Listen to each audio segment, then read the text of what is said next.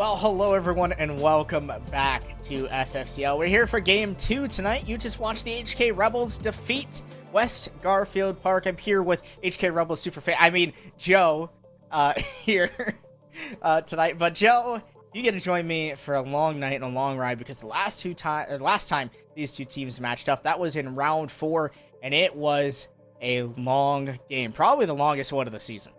Yeah, it was probably maybe the best series we've seen. One of them, I should say. It was a banger. An absolute banger, and I don't think today is going to be any different. But these two rosters are kind of retooled since then.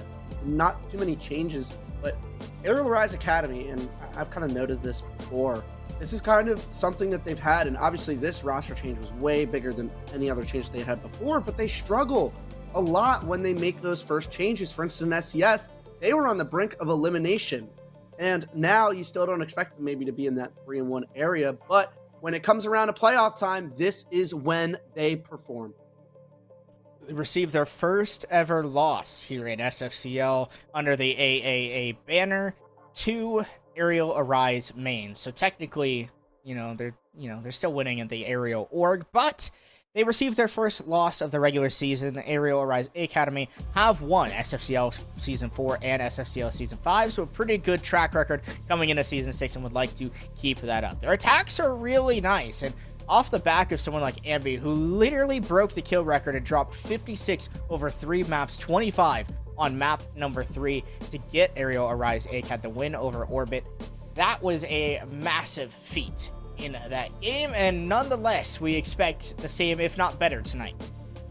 Yeah, and I think what's so crazy about it is that attack win rate is so good, with Reverse kind of struggling a little bit. We've seen how good he can be, but with this roster he hasn't necessarily found his footing yet, but I expect with that time that they had from the end of the season to be able to bring it forward in the playoffs. Now, looking at our other team that we have Orbit. And this team, we saw them against a Method. They look pretty dang good, Mason.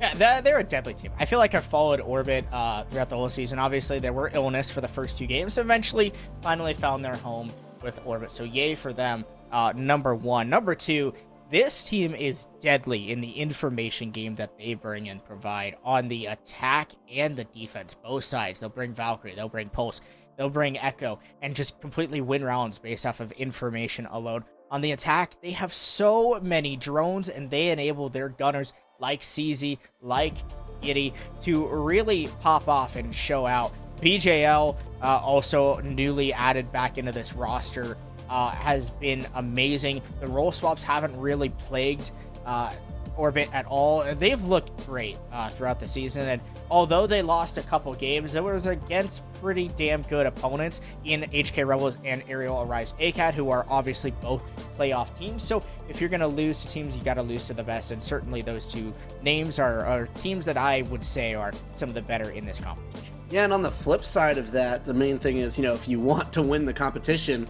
you got to beat the best teams, and you want to be the best, beat the best, and that is kind of happening early. You're playing a team like Arial Rise Academy, and Orbit, I've actually kind of liked the change. I love Arrow, but I also love PJL, and I think it's helped them a lot in bringing a lot more frag power really to this roster, and they can kind of mix that old style of Siege that they kind of run here and there with that kind of structure that they've built over the years, but also be able to use that frag power that they have with CZ, BJL. You have Giddy who can do it, Imrio can do it, even Wimpy can do it. You have 5 players now who can do it while also having that structure. It makes a really dangerous team. Yeah, and when you lose a player like Arrow, who's a very good support, very good at droning and enabling the team, to still be able to have that same amount of drones and enable the team just the same as before and not really have any major stark differences in your play is a good sign for Orbit, because that was one thing I was concerned when they lost Arrow. Were they going to be able to maintain that? Nonetheless, though, you've got to be informed on where we are going for tonight. The maps to be played. These two teams, last time they played Oregon, Chalet, and Villa. I imagine we have to see some sort of duplicate in those maps in the map ban, but we won't see Oregon as Arial Arise Acad take that one away. And that was the map that they did not. Yes, that they did win again. against, I'm sorry, they did not win against Orbit, so they decided to eliminate that win.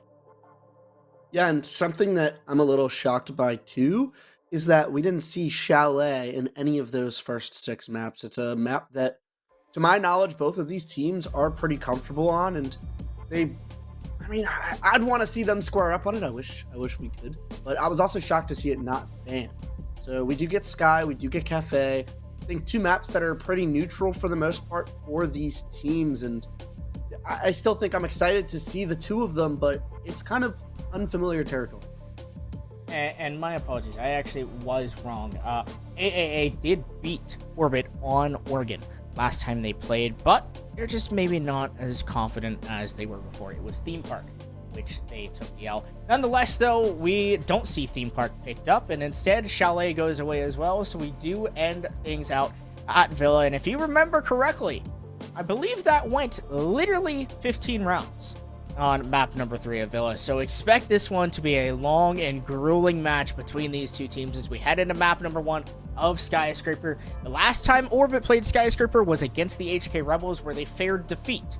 Arial Rise ACAD more than likely studied that VOD because they have not gone to Villa, or I'm sorry, Skyscraper at all this season. So expect something new and something different to come from the ACAD team.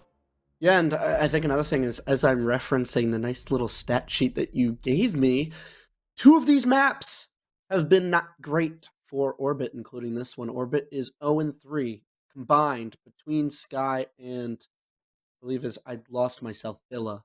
0-3 on those 2 maps. Yeah. So not great maps coming out for them. I think Cafe is a good pick from them. We saw how good they were against Method on that map, but it's kind of going to be really important that they have to find a way to win one of the other 2 maps. And I mean, if they lose their own map pick, I just don't see them really winning maps 1 and 3. So this is kind of a big one.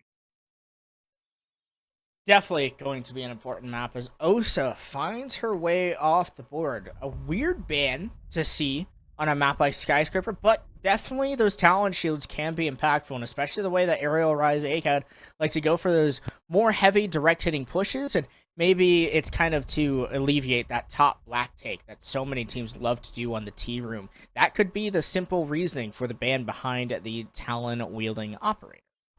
Yeah, and I think you can still run it, especially with the Monty up. But yeah, it definitely gets rid of a large possibility, I guess, of it. Restricts a big operator, powerful operator that's involved with that hold, or I should say take. And Azami and Valkyrie going off, I'd say pretty standard for the most part. That does leave the Solus up, which can be really powerful on this map. But Azami going off is definitely interesting. You don't always see it on this map. You don't always really see her brought out, but I mean, we've seen the potential that she's had for a really long time, ever since she's come out. And I guess neither of these teams really want to deal with it or see that potential, but you do see BJL locking in that Solus early. And I'm going to expect Orbit to try and play off the back of that. You don't always see Solus slip through that ban phase, so both teams going to have to try and utilize that operator to the best of their abilities. And Orbit typically bans Solus or Valkyrie, so they elect to go for the Valkyrie this time around. But mostly, they elect to get rid of the Solus and obviously the Spec IO sensor coming from her. Nonetheless, though, Flores, also the typical Arial Arise ACAD ban, not going to be in play this time around. So both teams deciding to kind of change up their strategy on their own and to go more so for the blood of their opponent and trying their best to counter them out as they can.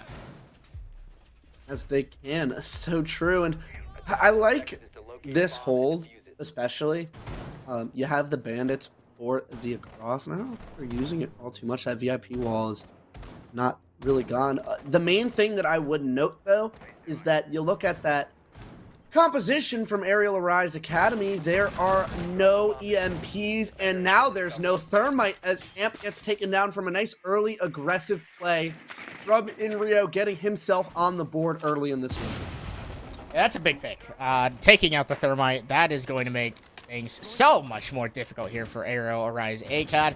You've got to work now with Reverse, who's got those Selma breaches, but as someone who is more of a aggressive player and likes to be on the front end of most gunfights, now you've got to step back. You've got to be a more supportive player, being the last hard breach alive for your team. And also, it's just going to be much more difficult to work your way around this map, especially with less bodies. And Amp, who's a very good gunner at that, and has done a wonderful supportive job for Arial Rise ACAD throughout the season. Yeah, that's a heavy hit to take off the bat.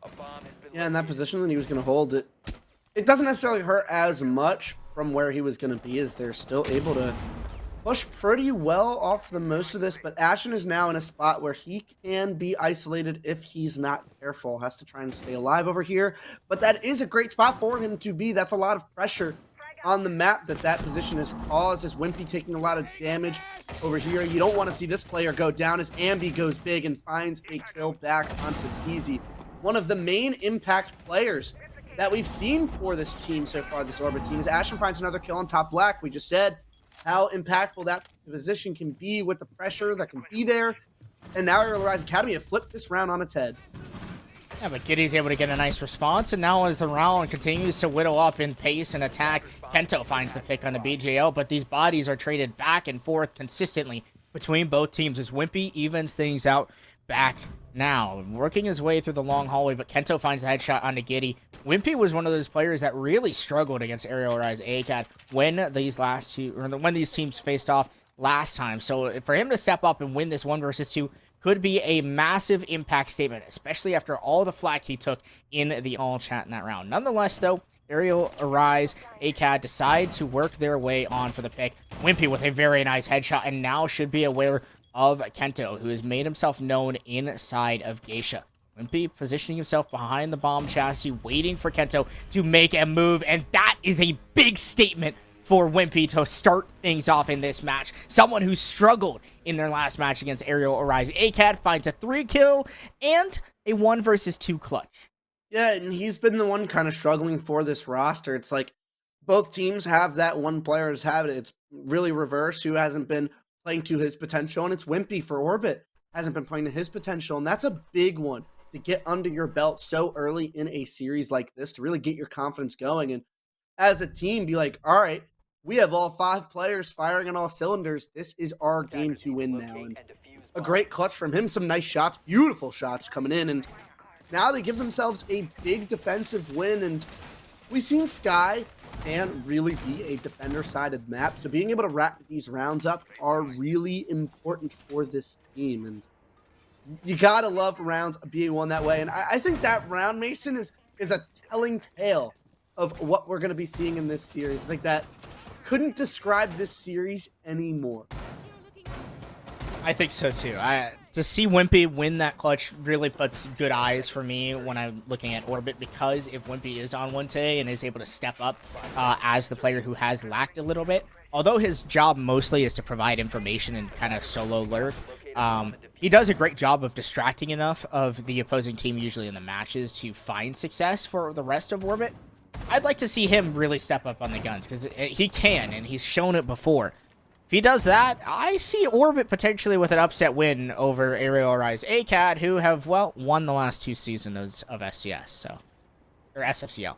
Would be pretty crazy if they were to be taken down this early on in the playoffs. But unheard of. Let's not go too crazy. You know, it's only been 1 round. A lot of siege yet to be played as Arial Rise Academy opting to go for more of a horizontal take, and you see Ashen now on that Thermite, and interesting role swap, but we have seen him kind of take more of a supportive role at times with this new iteration of the roster, which kind of weird to see, because that's not something we've really seen Ashen do over his comp career, but obviously it's something he's more than capable of doing, as he's been able to show throughout this entirety of this season. I like the leadership it shows, though, from Ashen. I love this cutoff here for Reverse to force Giddy to play in this spot.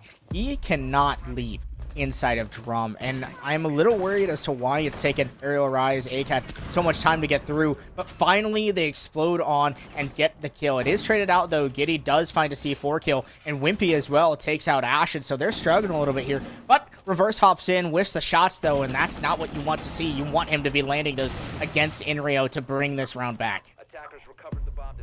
And not Mira, no way he's going to go for that. What an unreal play to make for Inrio as he gets taken down, but BJL gets one right back as Reverse goes through, downs 1 player.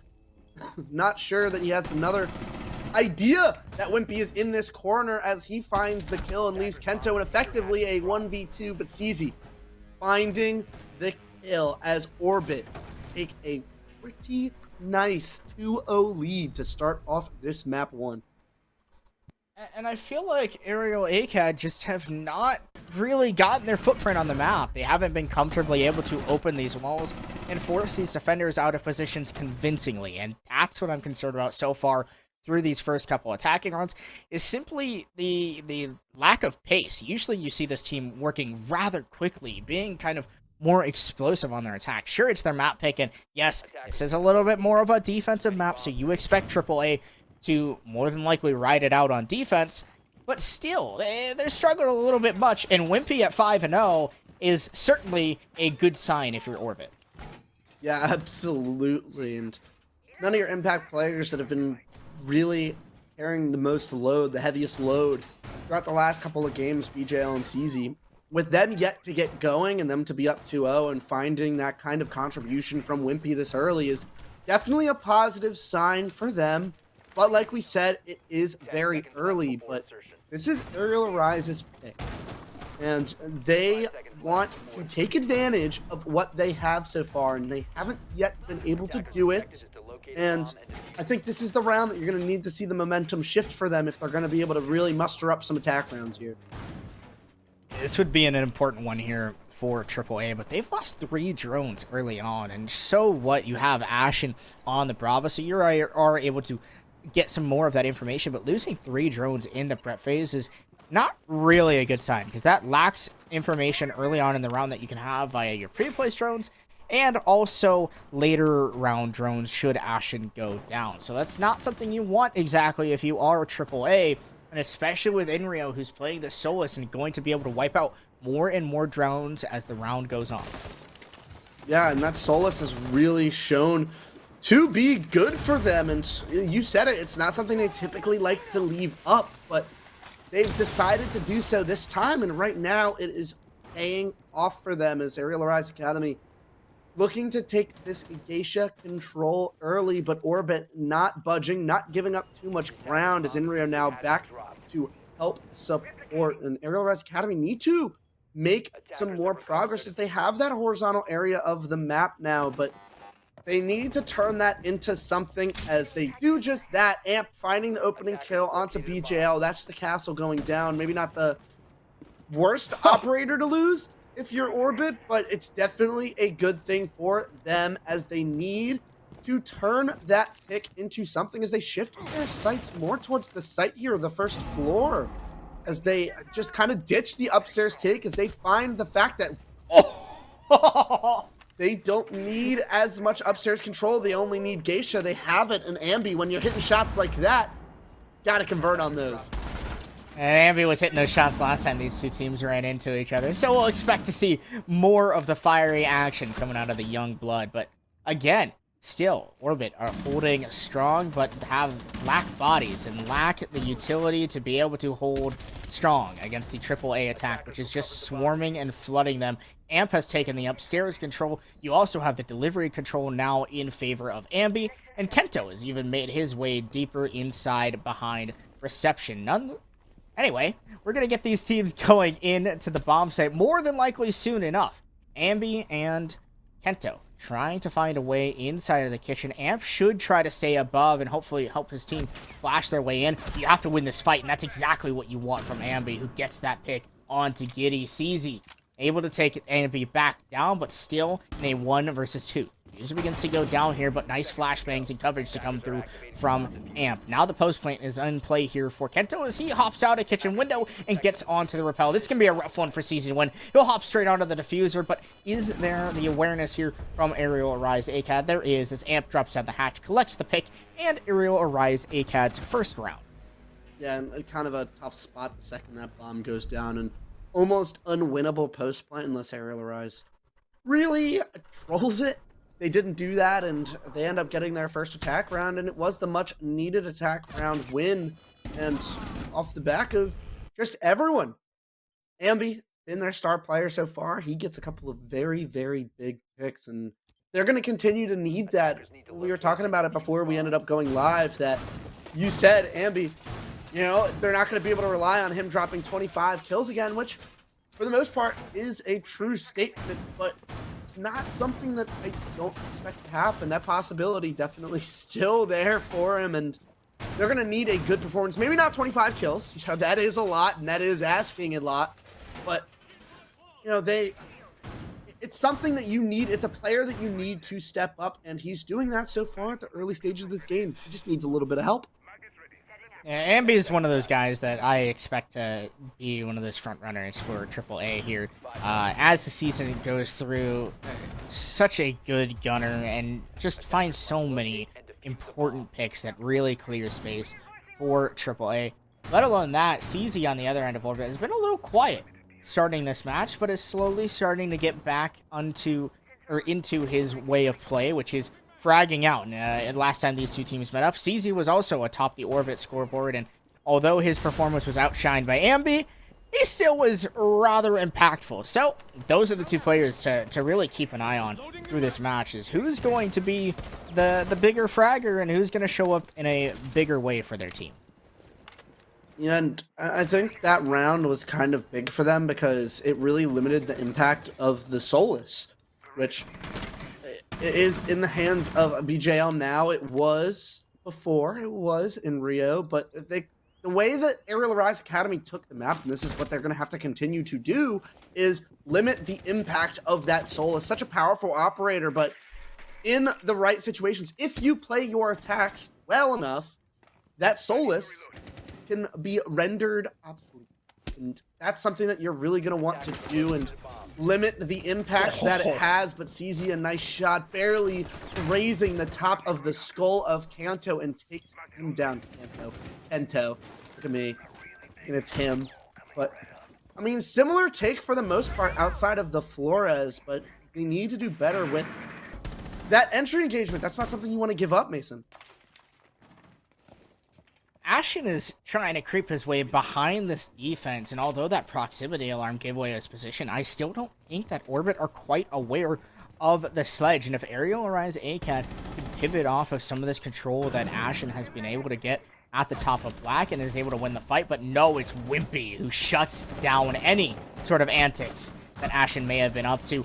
So many crossfires and angles that Orbit are putting onto this Arial ACAT attack. Giddy finds two on the round. Wimpy follows the pistol of reverse, but a nice refrag comes through from Inrio, and again, another very solid round from Orbit, simply taking the gunfights that they need, and Arial ACAD, truthfully, not clearing out the utility and not using their own utility to aid them in their initial pushes and fights against the Orbit roam. You know what else they didn't clear out? That bottom left corner of the drum door. Giddy taking a nice little seat, getting comfortable, watching as everyone from Arial Rise Academy just slowly creeped past him and putting the shots in from behind, winning the round for Orbit. A great play from him, very aware of the situation and good trigger discipline for him to make that happen. And Orbit looking quite good so far in this game, and needing Arial Rise Academy to maybe wake up a little bit. Some missed timings, not playing everything together, and that's not what we expect to see from them, and something that's going to need to be fixed sooner rather than later if they want to scrape up some more rounds going into their defender side. 10 seconds to go. It's a couple nice defenses here from Orbit so far. I just love the way that they're working as a team and honestly peaking and not being afraid to take the gunfights and engagements against a team like AAA. And Arial Rise ACAD are a team that are known for being gunners, right? You have Ambi, you have Kento, Ashen, Amp, Reverse. They are all known for their shooting ability. And if you're a team like Orbit and you're willing to go tit for tat, gun for gun against AAA, you are going to find yourself success, and that is what Orbit have done so far. Is they have been successful in these first couple of rounds, and if they keep that up throughout the series, I expect that we could see a different result than what we saw in the first time around. Yeah, and I think it's them really figuring out this, combination of their structure and fragging ability. It's something that I don't think they quite had a full grasp on last time they had played Arial Rise Academy, but we saw it in that method game, and we're seeing it so far in this game. And it's a good start for them, but it's still early, and they need to continue to play like this because I don't think Arial Rise Academy is going to be playing this lackluster throughout the rest of this game. I think this is a team that, Orbit is taking advantage of what they're getting, but at the end of the day, I don't think this is the best form of Arial Rise Academy. When that full form does come out, which it will, Orbit needs to continue to have this kind of presence and pressure around the map. The biggest difference between the last time these two teams played is that BJL has now 3 games under the belt with Orbit, and maybe even more from other scrims practices, just more rehearsal overall, versus that was his first game with the team. So obviously there are differences shown. Giddy with a massive swing out of drum, simply taking the fight to AAA. Ashen will shut down Wimpy, but still nonetheless, again, it's easy. Finds another pick. Ashen gets a pick back, but these bodies are traded back and forth between both teams. Reverse will have to clutch a 1 versus 2. He's got plenty of time to do it, but does he have the information? Does he know where these defenders are? Will walk past the mirror, but then realizes it's there and decides to think better of that initial push, as Arial has now positioned himself nicely onto this position to stop Reverse from getting on through. And he has a little bit of information to work with, and choosing the right place to go, but just sprints past that. It's interesting. It's a odd play. I didn't expect to see that. Thought he was getting ready to swing, but he did not. A little goofy. A little goofy from him. A little silly goofiness. Then, well, yeah. I mean, there's moments here and there. I think we have some technical issues potentially going on. We're gonna try to remedy those and fix those up rather briefly here in the match. But Arial Rise ACAT, they've struggled. Orbit are taking the fights tonight, and it's continued to be the same story throughout the entire match so far, is that they love to just swing. I mean, Giddy and Drum, right, Joe? Taking those engagements, taking the fights to AAA, instead of letting them get swung, they swing. Because in this game, it's swing or be swung, and Orbit are doing the swing. I mean, we said it. They're starting to get production now from all their players. Giddy, last couple of rounds, making the plays. CZ's doing CZ things. Arial finding his picks here and there. And what's so crazy is BJL has been their guy, him and CZ, and he has yet to really get into the game. So it's like, they're looking like this, and one of their star players, I guess you could say, from what we've seen of them with this iteration of the roster, is sitting at 2-2 in 5 rounds. Not, I guess, needing to do all too much, but that's just showing how good the rest of his teammates are doing so far. And Arial Rise Academy, they're now going to attack a site that they have previously won, and it is a pretty much needed win for them, given that going down 5-1 on your map pick, it is a defender-sided map, but that is a big hole to give up. It is. However, this is AAA's map pick, and I am kind of shocked to see how much they've struggled against the Orbit defense, especially for how Orbit kind of got pieced up by HK Robos when they went to Shelly. And I would say that I feel like on paper the AAA roster is a better put together team than what HK Rebels are, but maybe there's some differences. Maybe AAA are just lacking some of the information overall. Okay, yeah, my bad. HK Rebels super fan, my bad. You gotta I can't say that around Joe. I have to be careful. Watch what you're saying over there, buddy. I'm gonna have someone sent after me tonight because of what I just said. Joe's gonna get a mercenary. That costs money. Yeah. I guess we are broke college kiddos. That is us. It is true. Especially because you didn't want to visit me when I was in Cleveland this weekend. Whoa. I have to go to the Knicks game, blah, blah, blah. Look at Envy is also going to be going to the Knicks game because he is dead. And Inrio is doing a nice job of simply wasting time and some of the utility as well from the defenders. Kenta with a nice shot to place back that control, but again, Arial very slow so far on this attack and don't have much ground to show for it. I mean, I'm taking that trade. I don't even care that it's the Solus and a great shot from BJL to end up reestablishing that man advantage as Ambi is now taken down, as well as Amp. And Arial Rise Academy find themselves at another deficit in a round, and Orbit just looking almost untouchable. But one thing to note is I think Hong Kong Rebels are very good at this map, so them kind of getting pieced up on this map, not the craziest of things, as BGL finding another one. Maybe it's his turn to step up here. Orbit are truly controlling the opening rounds. I mean, they are dominating. Reverse has been last alive, what feels like so often in these rounds, and I think it's just positioning. I feel like Reverse just hasn't found the right positions to be able to help AAA pierce through the rock-solid Orbit defense that has been pushed out so far. Orbit have found the opener in 5 of the 6 rounds, and that is a problem if you're AAA, especially a team that typically thrives on the attack and less so on the defense. If Orbit is going to be that dominant, and they're a good attacking team, might I say, with the info that they bring, you better be shutting it down. And I like the Mozzie, I like the Solus, but even then, sometimes it's not enough. No, it isn't. But it is a map that is kind of, thin in certain areas. There are choke points on Skyscraper, so that Mozzie can be pretty impactful, as well as the Solus, which you saw go into great use for Orbit, and we'll see if Arial Rise Academy can do the same. It's now their time to wield the power that is those nice little glasses that Ambi is now in possession of. So Specchio. it's going to be a big first round, though, a big one. They have to set the tone early and really get themselves rolling. That is the well-oiled machine of Arial Rise Academy, because quite frankly, we have yet to see that well-oiled machine. Yeah, before we go on a match point, I'm not feeling too confident in AAA on their own map pick, because of the fact that they'd have to win 5 rounds in a row, and it's possible. It just sucks, because you have to play Perfect Siege, and you don't have any room for mistakes, so you really do have to have an impactful round here if you are AAA.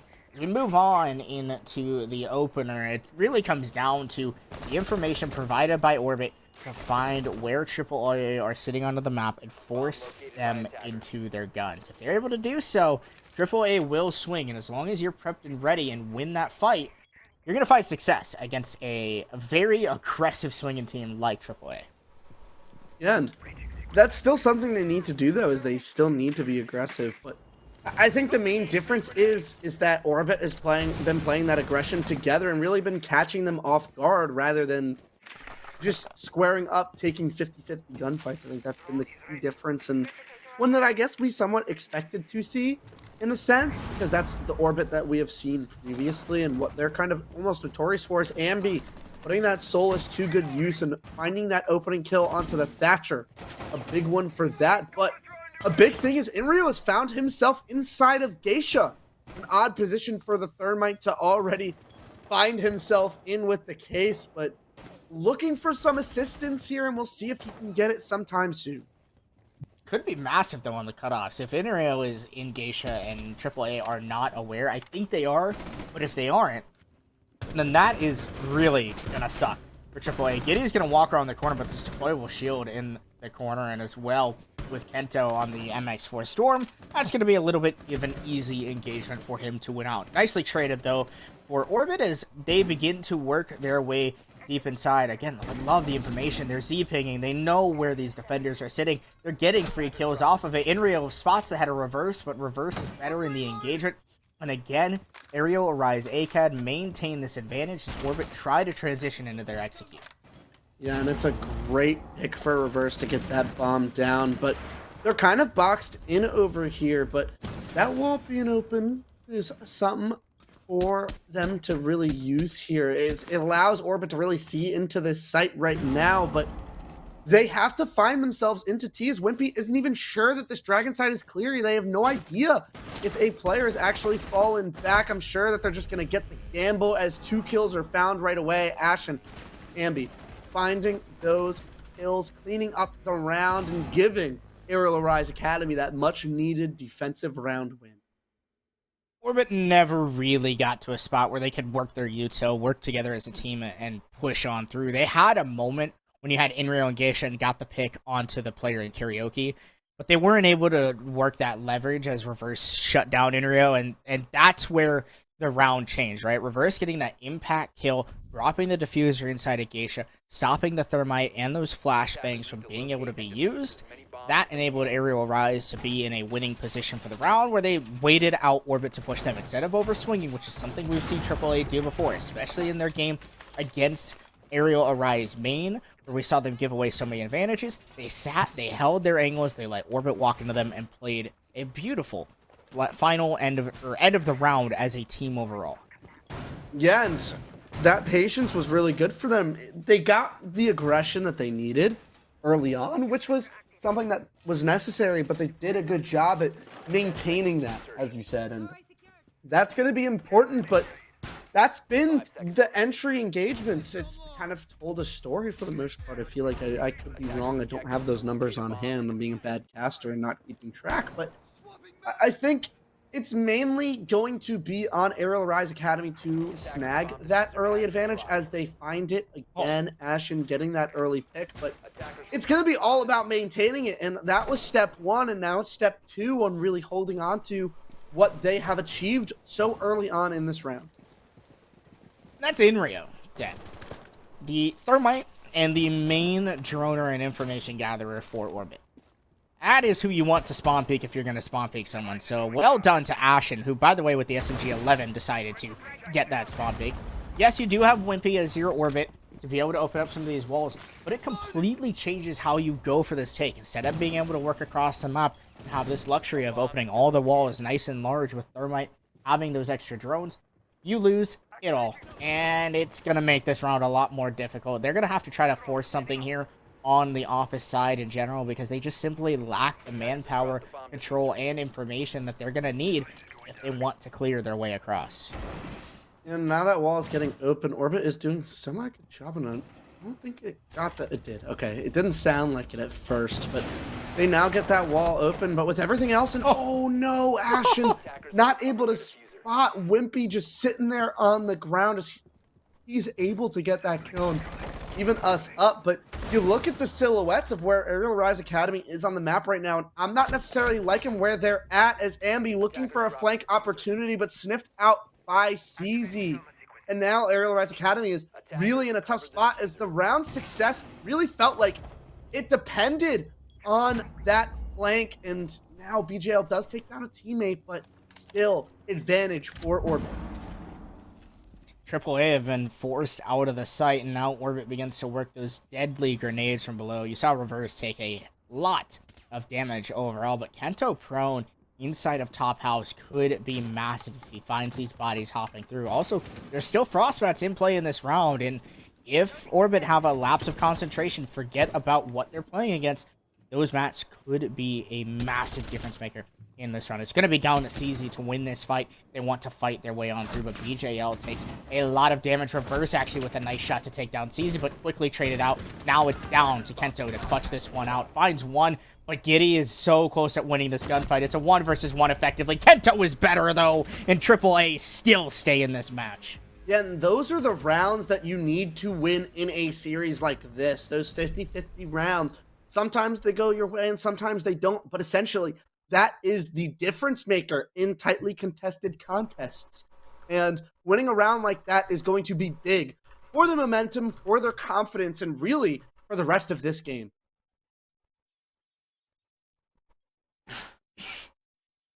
Well, excuse me. Well, I think so. I do believe so. I think that if you're AAA, you want to be successful, you need those bodies to step up. Kento is someone who also, I feel, has had some of those lackluster games as of late for AAA. Started off really strong in the season on Chalet against Mystic, but ever since then, he's been kind of quiet. And if he steps up and it starts showing his face again, I expect AAA to look rather strong, as they're starting to claw their way back into this match. They've only won 2 rounds. There's still, quite a bit of a hill to climb. But this is kind of giving me the vibes that we got from the HK Rebels game, where we saw West Garfield Park win 5 rounds then HK Rebels slowly start to come back. Eventually, West Garfield Park made the adaptations and closed it out. We'll have to see if Orbit is able to do so and make those proper adaptations on the attack to stop Arial Arise from being so aggressive in winning these rounds. And I think one thing that Arial Rise Academy is doing is making sure that there's always pressure, and Orbit didn't really necessarily do that so far in their attacks. They've kind of been there, but it's like they found themselves in positions, but I'm never really too concerned about it, if that makes all too much sense, because they put themselves in spots, for instance, in Rio inside of Geisha, and I mean, that round they never really were anywhere, but Ambi. he's not going for that. He can't possibly go for that, and again... He really did think it, though. He really did think it. Oh, boy. Still, Ashen finding that opening pick again. It's early, and they're finding it so early as well. It feels like most of these rounds are just 5v4s off the rip. Orbit haven't even had a 5v5 opportunity to really get anything going in these attack rounds, and that's been really the difference maker on this side so far. It's just going to be on Arial Rise Academy, and they continue to make sure that they're taking full advantage of that. And maybe not. As Giddy finds another kill onto Ashen, getting too aggressive. Pento going down as well. So much action so early. The bodies go back and forth between these two teams, getting aggressive, then getting out, then getting aggressive yet again. CZ trying to make this restaurant entry work, as Orbit have been split apart rather far, and they have yet to deal with some of the utility. You still have the Banshees inside, or actually I believe Wimpy has hacked it, so at least you're able to walk around and avert some of the traps that have been placed by AAA. But still, they have sight, and that is the biggest part, is Orbit don't have much of a map footprint inside. They're kind of just droning, trying to find out where AAA are, but aren't doing much with that information, and Ambi is going to take advantage of the lack of information on his position, find that pick on to Wimpy, who falls yet again. Yeah, and they've now given themselves a 3v2, a massive one at that, as the information I think is there for them. And wow, that was a crazy rotation to make, as Ambi looking to get straight into the action and getting now finding a couple of players as well, as Amp finds that kill. Ambi as well, and the guns now really eating up for Arial Rise Academy, as they're just winning what feels like almost every fight that they find themselves in. I'll tell you what, Joe. Enrio might have a little bit of a chalked mental. I feel like there's a target on his back, he might feel. Because he's been getting rolled off the beginning of these rounds. Unfortunately, it's been a struggle for Inrio, who has died early in a couple of these rounds. And when you're the pivotal droner for Orbit, when you're someone who gets so much information, you die. You can see in these last two rounds how much information Orbit have lacked going through. And that is a massive fact as to why AAA have been able to run around freely and get these kills onto Orbit unexpectedly, is the lack of info and lack of everything that presides around the map for Orbit. And the lack of Inrio, truthfully, is what is kind of impacting Orbit in this match thus far. Yeah, you're definitely right about it, because even though that they found themselves kind of bringing these rounds back, man count wise, giving themselves advantages here and there, you're seeing that the struggle of the late round is really hurting them. That's kind of what they're losing with that information, and it's been a struggle for them. And if Inrio can kind of stay on his feet, and I mean, maybe anyone can stay on their feet, they just have to avoid dying in the first 45 seconds and really getting a full-fledged attack going. This might go a different direction. Until then, though, Arial Rise Academy somewhat smooth sailing at the moment, and it's big for them, as it was a 5-1 split, but all of a sudden we found ourselves in a 5-4 game, and Arial Rise Academy just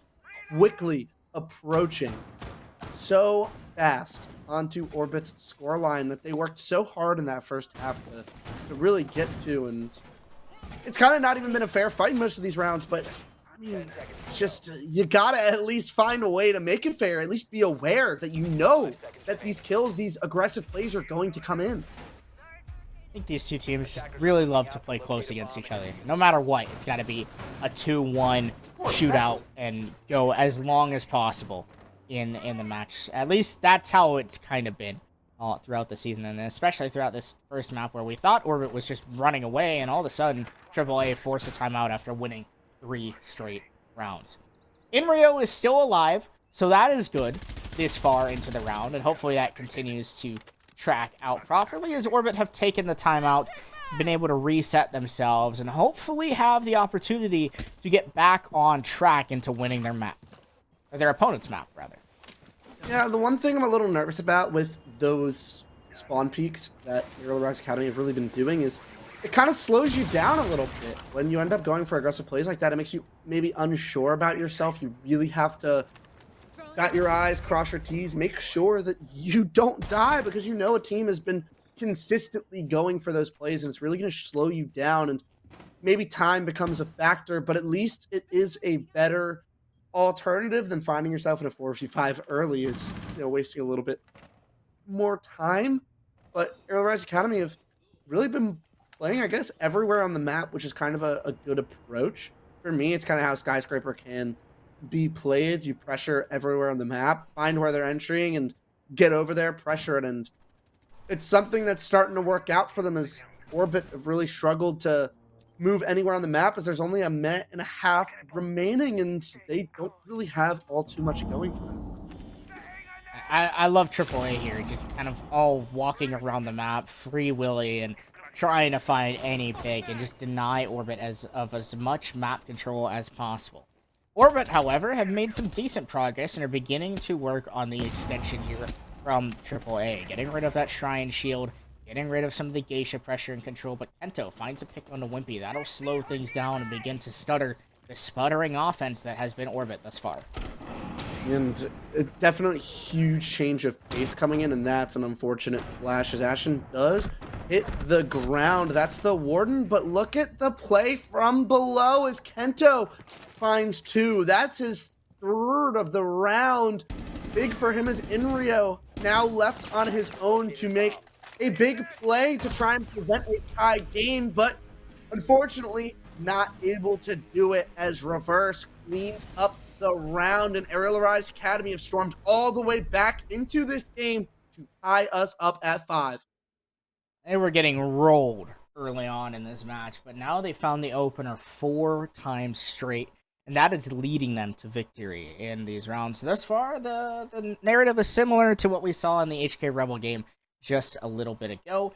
You get the opener, you're winning the round. That's been the case so far through these first 10, and going into round number 11, I imagine it will suit the same. Losing your timeout and losing the round after is certainly not a good sight to see from Orbit, but there's still time to make the adaptation and adjustment, but you have to do it now, because if you don't, then you are all of a sudden on the back foot, and you might have to be real hoping that you're going to be able to win your own map pick, because you almost won your opponents, but then they all of a sudden came back.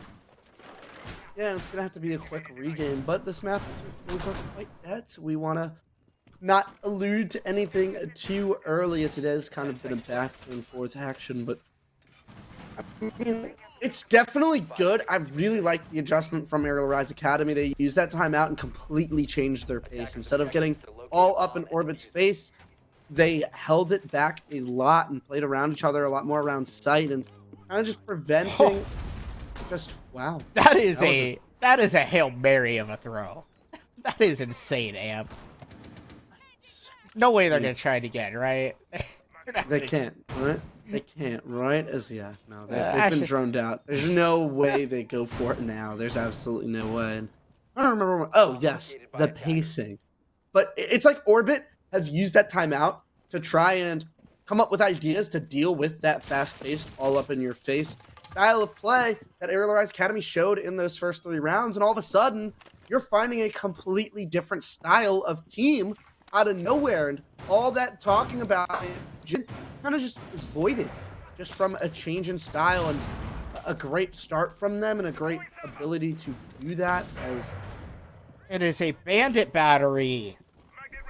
Come on, fellas. It is on the floor. Come on, I fellas. mean, that is like, and it's a rare thing that you don't see often from Orbit, is simply that information. And I feel like so far on their attacks, they just completely lack it. They have no idea anything, whether it's the utility, the player positions. It seems like they just don't have the reads on AAA that they typically do against most other teams, and I feel like that is the story and the narrative that we've seen this far into the match, is Orbit lacking that information and the ability to do the simple things that they should be good at.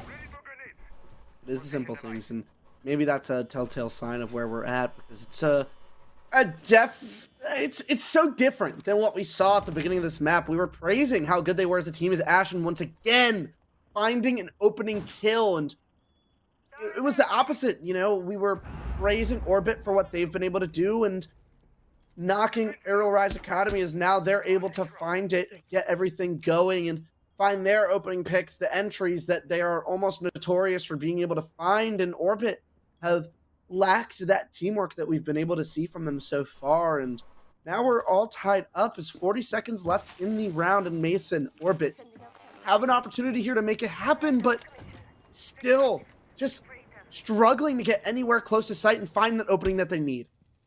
And they lack the information yet again. Those mute jammers denying them any sort of drone. The Yana Gemini not able to force its way all the way through. You're gonna have to dive deep, and Kento kicks off the anti-execute, taking down CZ. Amp finds a pick on Nagiri, who does get one onto Ambi, but still Arial have the advantage. Inrio, though, walks in, wins his fight, but Wimpy's going to have to find two. Not able to do so as Kento clears him out. And it's Arial Arise Academy to take their first lead, and it comes with a match point as well.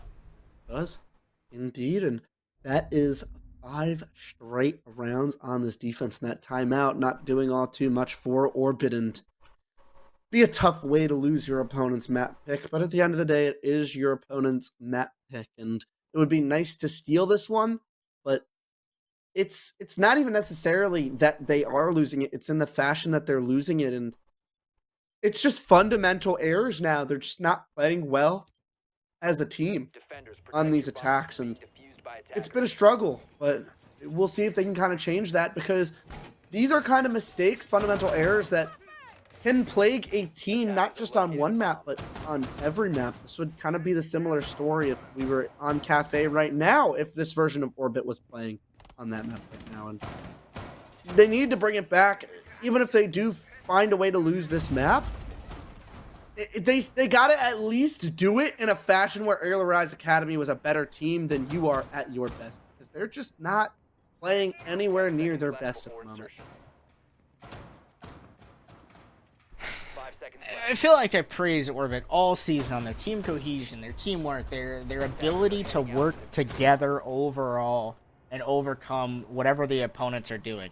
Their 3-2-1s are something that I think they do so well, but maybe on a map like Skyscraper just aren't quite fine-tuned for what we need to see out of them. I just feel like the timing isn't there, the teamwork isn't there. There's not been the Orbit that we know when it comes to some of that aggression. Here we are, though. Match point for AAA. They have made this comeback work, as they have not lost a round as of yet on the defense. This could be the first time, though. There's always a chance for Orbit to sting back as they put themselves in a nice position on their own defensive half. Ambi gets the opener, though, on a BGL, so that's already bad signs spilling here for Orbit.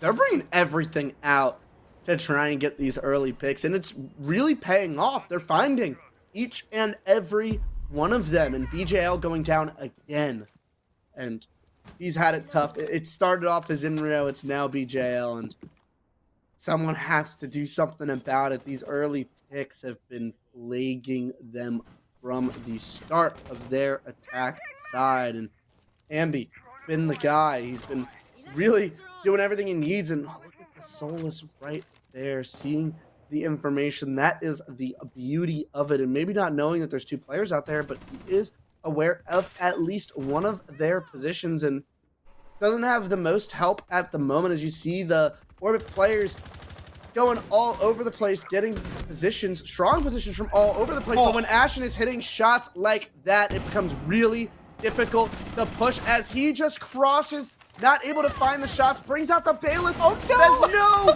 ammo in it, but has some impacts to work with, as he ends up throwing and finding the kills. And Imrio once again in this 1v5 situation as he gets a second player to the ground, but they are on the verge of losing Skyscraper and a full for Arial Arise Academy. Ashen literally threw his whole inventory to get that kill and get the frags needed. Inrio, For everything. yeah.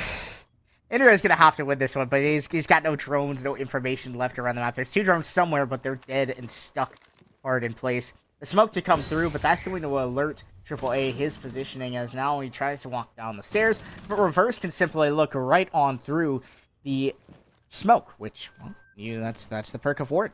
When you bring him, you can see through things that your opponents can't. That's pretty nice. A lot of fire to be brought here against Inrio. The beeper gives away the position. Well done to AAA, flawlessly winning every single defense, and that is why they picked Skyscraper. That is why they picked Skyscraper, and on the attacks that they struggled on oh so much, it looked like, all right, why did we go to this map? Why did you pick this map? All the ones you could have picked, you picked this one. But on their defense, showed, because you saw the way that they were going for those early picks each and every round. They were prepared for those defenses and winning all 6 of them on this map and going into Cafe now. And they didn't drop their own map. It was something we were afraid of them doing, and something that Orbit needed to do was take either one of map 1 or 3. And now it puts Orbit on their backs really against the wall now, as they need to win their map pick. I don't feel as confident in the Orbit team as I did just before this match. They started really strong on Sky. I mean, they looked great, but when Arial Arise ACAD got to their defensive end, they hit the gas and did not stop, just as Chupon said in his interview from the HK Rebels. AAA got the opening pick. Every single one of their defenses. Orbit did the same, but all but one, which is the one defense they lost, and which is why AAA were able to win the map flawlessly, over at least on their defensive end. Again, though, there's concerns on both sides for the attacks for AAA, defenses, and attacks overall from Orbit.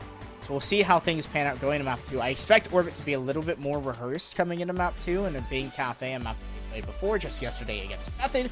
That means there's more fresh information that AAA can utilize against Orbit. So we'll head to a break. We'll allow the teams to review some information about each other, figure out exactly what their plan is heading into Cafe, and we'll see you on map number 2 in just a few.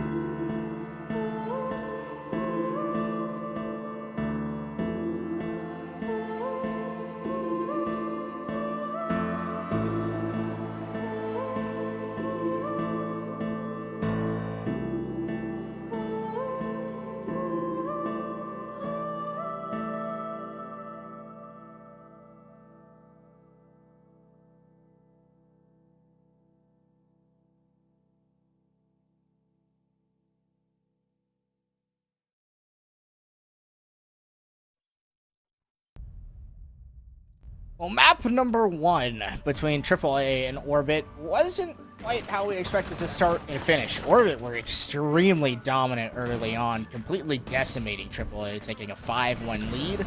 But all of a sudden, things turned on its head, spun around on its shoulders, and AAA fought their way back in. I almost want to call it a Wimpy diff, because I feel like when Wimpy was popping off in those first few rounds, it was really good for Orbit. And then he fell pretty quiet, and along with him, the rest of the squad as well, as AAA bloodied their way through those rounds, especially in the opening of the picks. AAA just ended up looking better when it came to their defensive half. Joe, what a map to start things off. What a map indeed. We figured it would have to happen between these two. It would have to be close. And the one unfortunate thing for Orbit is going 0-6 on your attacks. Guess what you're going to start Cafe off as? Do it right again. Go right after it is. We look at the stats from this first map, and I mean, Ashen, getting those entries on the defense were absolutely massive. And I mean, you look at those numbers on the defense, or on Orbit, not great. And you said it, Wimpy had a very, very strong start, and they had those rounds that they were winning. But unfortunately, as they got to their attack side, he wasn't finding as many kills. And unfortunately, rounds starting to go the other way. Not maybe because of that, but I mean, there's got to be at least some connection. That, and also BJL being 0-4 on the entry, a rough kill-death ratio, was getting opening picked a lot, especially on the attack. You don't love to see that. And BJL is one of those players who has really filled out this roster quite nicely after the removal of Arrow and picking him up, filling him in. He's played nicely, but to struggle as much as he has, at least in this match so far, that's one of the bodies you need showing up if you want a chance at the throat of AAA. On the other end, you also have other bodies that did well. I mean, Giddy had a 92% cost. That's pretty damn good. I mean, that means you're being impactful in all the rounds. It's just, where's the rest of your team? Where's the rest of Orbit to be impactful, to help him out and be able to be successful in the rounds? AAA, on the other end, just looked better. They shot back a little bit better. Ambi obviously doing his thing. Ashen as well, winning some gunfights. Even Reverse was showing up. So those are all the key factors that you need if you want to be successful being AAA. But now we go into Cafe. This is Orbit's map pick. This is where they will be feeling a little bit more comfortable, and I expect them to have some better results. Yeah, and the other thing is for BJLs, this is the map yesterday that he had a pretty dang good performance on. This was his map that I believe he got 15 kills on. So if there is a map for him to bounce back on, I don't think there's a better map for him. So that's kind of their silver lining at the moment, and they're going to need him to step it up because you need all 5 of your players to be able to shoot back against Arial Rise Academy. That's what it takes to beat them, and I'm sure that they know that, but it's gotta go better for them. It has to on this map, and they are comfortable on Cafe. They've shown that, but they are playing a different beast here. I'm curious to see how Orbit is going to impact the Arial Arise defensive ability to shut down their information, because no team has been... there's been some teams that are good at shutting down the information against Orbit, and some teams that Orbit has just been able to walk all over. Method being one of those teams that they simply dominated the information game with. But AAA and HK Rebels, when playing against Orbit, did a nice job of countering the information play that Orbit are so good at, and that I highly praise them for it. Really, truly think that they're one of the better teams in SFCL when it comes to gathering and obtaining that info. They'll elect to remove the mirror, which means the Valkyrie and Solus will be at the dispense of Orbit, who start actually on the defense of their own map. Yeah, they do. I messed that up. I'm sorry, guys. I lied. That's not typical. You wouldn't expect Arial ACAD to pick attack, but to be fair, they're a team that likes those spicy, quick executes, so hey, why not? And maybe they'll end up taking a few rounds, getting it early, and it allows Orbit to kind of restabilize, as this was their better side on this map. One, as they go to mining, something that we have seen them do before. And the one thing I do want to note, and something I could have said on map 1, but I'm happy to be able to say now, is the use of Brava for Arial Rise Academy, I don't think I've seen a team utilize her as much and even as well as they have been able to so far in this season. And I think this is a much better map for her than on Skyscraper. So it's good. We'll see how that goes out for them, and we'll see if that changes anything on their attacks, because something is going to need to change. We can talk about how they won that map 1 and the faults of Orbit, but we can't forget the fact that Arial Rise Academy also went 1-5 on their attacks. It wasn't a good side for them either, so they have to step it up in that department as well. I like seeing Kento on the Brava, but sometimes it concerns me. Like, he does a very nice job, obviously, of getting that information and plays it very well. It's just sometimes I feel like he spends a little bit too much time on the drones or trying to hack stuff and get that information, and then you lose some of the gunplay that he's so good at doing. I mean, he is a fragger, was in Pro League for a little bit for a reason, and because he can shoot so well. So him being on one of those more reserved roles does kind of, you know, spell rough sometimes for AAA when trying to get their initial entries. So far, though, they've made some good headway inside of top red as Ambi is looking fast here to walk his way through. He actually spots the tail end of BJL, who's caught lacking. But the Doc able to stem their way back up, but slowly cleared out of this heavy piano position. Oh, he ends up getting cleared out there. The nade coming through for Ambi as he's doing even more damage. Wimpy taking some as well, and Ambi just wants to get right into it, and he's looking to do just that as 2 kills going straight through and make that 3 going the other way. Arial Rise Academy have found themselves in a huge advantage as Inrio has found that first kill needed in this clutch position, and I'm not sure if he spotted that player. Ashen taking some damage, but Inrio definitely getting worse for wear as he just can't get out of that unlucky spot that he has found himself in as Arial Rise Academy open us up with an attack win, and we said that's what they needed to do, and Orbit not bouncing back very well from that map.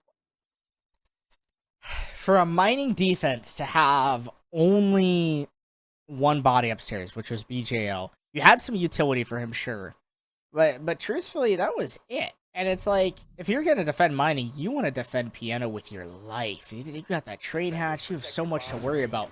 And when all you put up there is BJL, a deployable shield, a couple ADSs, and say, have fun against all of Arial Rise's utility, the nades, the flashbangs, the different window repels that you can use against that pixel position, that's not exactly the best way of defending that spot. And I was not a fan of the way Orbit chose to go about that round. Yeah, not enough pressure over there.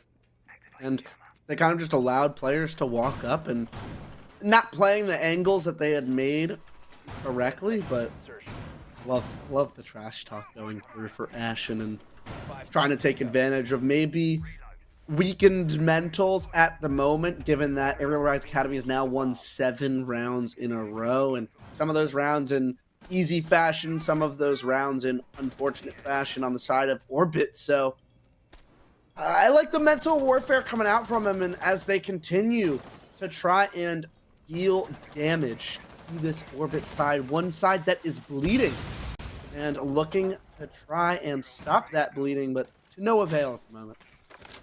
Last time that trash talk was really diverted and directed on a Wimpy, who's actually been having a decent series so far. He's struggled a bit on the attack on Skyscraper, but so did all of Orbit, truthfully. But Wimpy was getting a heavy hitting, especially he started a map like 0-10. I think it was map 3, it was Villa. But Ashen just finds 2 massive picks. 3 now, completely dismantling the Orbit defense. Ambi's going to walk in, take that engagement with BJL, and CZ is last alive inside a freezer. Orbit get pieced apart by AAA, and now CZ's going to have to try to win these engagements. But Reverse even knows the positioning of the Jaeger, and it's a great play overall by AAA. He called his shot. He Babe Ruth to that thing. He said exactly what he was going to do. And walked in and took 3 down with him. Oh, here's where the Wimpy shoot back comes in. Here it comes. But you're real. I mean, Ashen literally just walked all over Orbit, and no one did anything about it. Where's the comms? Where's the denial to stop Ashen from being able to do such a thing? Where's the team play, Orbit? This is not the Orbit I've seen through all of SFCL throughout the first 2 and 3 games, sure. And especially even in their last match against AAA, I feel like Orbit were not this mistake-filled and this plagued by some of the plays that AAA have been making throughout the series so far. Yeah, and I think it's starting to become more and more apparent that it may be a mental thing, and 10 seconds to insertion. I guess I don't know where the point was, and you may not be able to pinpoint it. There may not be a pinpoint, but something needs to happen for them to regain that mental, because it's definitely hurting them at the moment, and if they don't get it back quickly, it's going to be too little too late, as they are on the defense side of Cafe. That's not a place you can put yourself on a very heavy hole, so they need to win some rounds, and they need to do it now. Especially for how rough their attacks were on Skyscraper. And sure, they're more rehearsed and more practiced here on Cafe. Yeah, but man, there's really not much you can say. You can't lose many more of these defenses. You really got to flip things around here if you're Orbit. Off to a good start. Haven't given up a kill yet, so that's pretty good. Like to see that. That's all right. We love to see that. We love to see not dying. That's kind of an important thing for Orbit, as they have lacked the opening pick in the last 8 rounds this far, trailing in the last round. So it's been pretty ugly for Orbit at the beginning. Hopefully they're able to get back on track in some of those opening engagements and be able to fight their way into these rounds a little bit easier. Arial Rise are a team that typically ban the floors, but man, they love it here on Cafe. They are using it as much as possible to get so much information. Putting Reverse on that role, I think, is a great idea, because it forces him to get some more of that information that Arial need to be able to work their way in for their execute. Yeah, and that information is coming in for them. They have a very good idea of where these players are, and just waiting to react off of it. Just waiting for the right time, I guess the best word is for that. But time, speaking of, not something they have a lot of right now. Minute 15 left in the round, and this push is going to have to start formulating quickly, as they don't have a ton of control at the moment and need to change that, as Ambi looking to be the aggressor once again, as Kento finally finds the opening, but Wimpy getting one back. Ashen trading that right on back to Wimpy, and look at the kills, just left and right. That is the pace we expect in this game. Back and forth between both teams, but technically Orbit have the advantage, as Kento has been down. Ambi and Amp will have to be the last couple to clutch, but they lack information and they lack the awareness of the positioning of BJL, who takes down Amp. Ambi, who was the star player for AAA just a week ago against Orbit, now has to clutch a 1 versus 2, and I'm not sure if he was able to spot that player inside of Laundry. It's a nice crossfire that has been established, but he's going to go for the res on Kento. A smart play, but Giddy's just going to run at him, takes down Ambi, and now Kento has to clutch on low HP. Giddy with the pre-fire of the UMP, and it ends up as a round win, finally, for Orbit to start getting back on track. And they finally get it done. That is something they've needed for a very long time, and they finally have it happen. Giddy going big right there in that round, and something we saw a lot on their defenses on Sky was Giddy being the one to step up, and he's looking to be the one to kickstart his team, and we'll see if everyone follows suit, because they're going to need that going through and continuing that momentum that they may have just gained.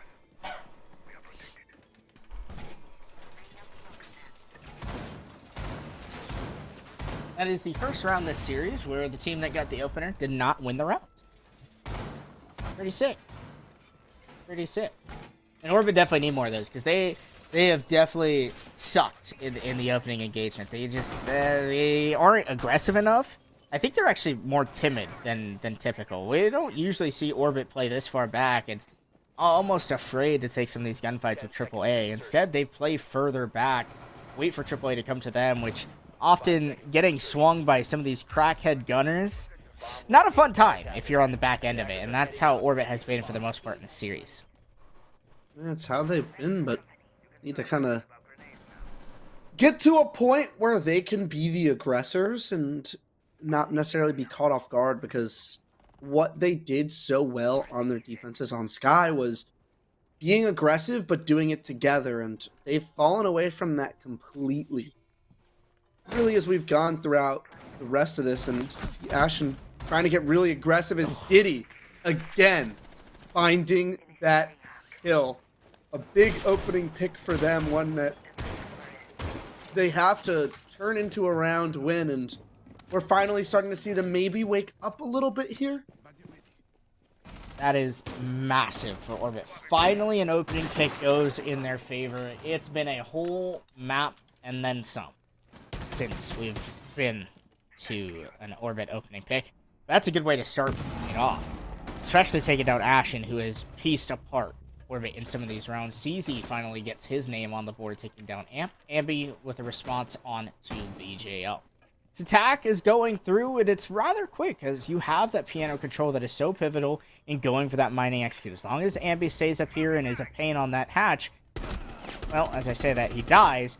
But it could have been real nice for Orbit, or for AAA, to simply walk in and work that engine execute. Instead, now they have to fall back, and especially losing that hatch control, there's not much you can do. You still lack information and lack the utility to truthfully get some sort of true push coming on through, but Kenta will rotate upstairs to try to help his buddy reverse, and they're going to have to win some pretty rough gunfights if they want to pull themselves back in this round. Yeah, not just some gunfights, they need to do it quickly, as that time is going to become a factor at one point, as Kento looking to move on forward, find a kill, but his teammate, his compatriot, Reverse getting taken down, as CZ finding both of those kills, and look at Orbit starting to sneak their way back into this matchup.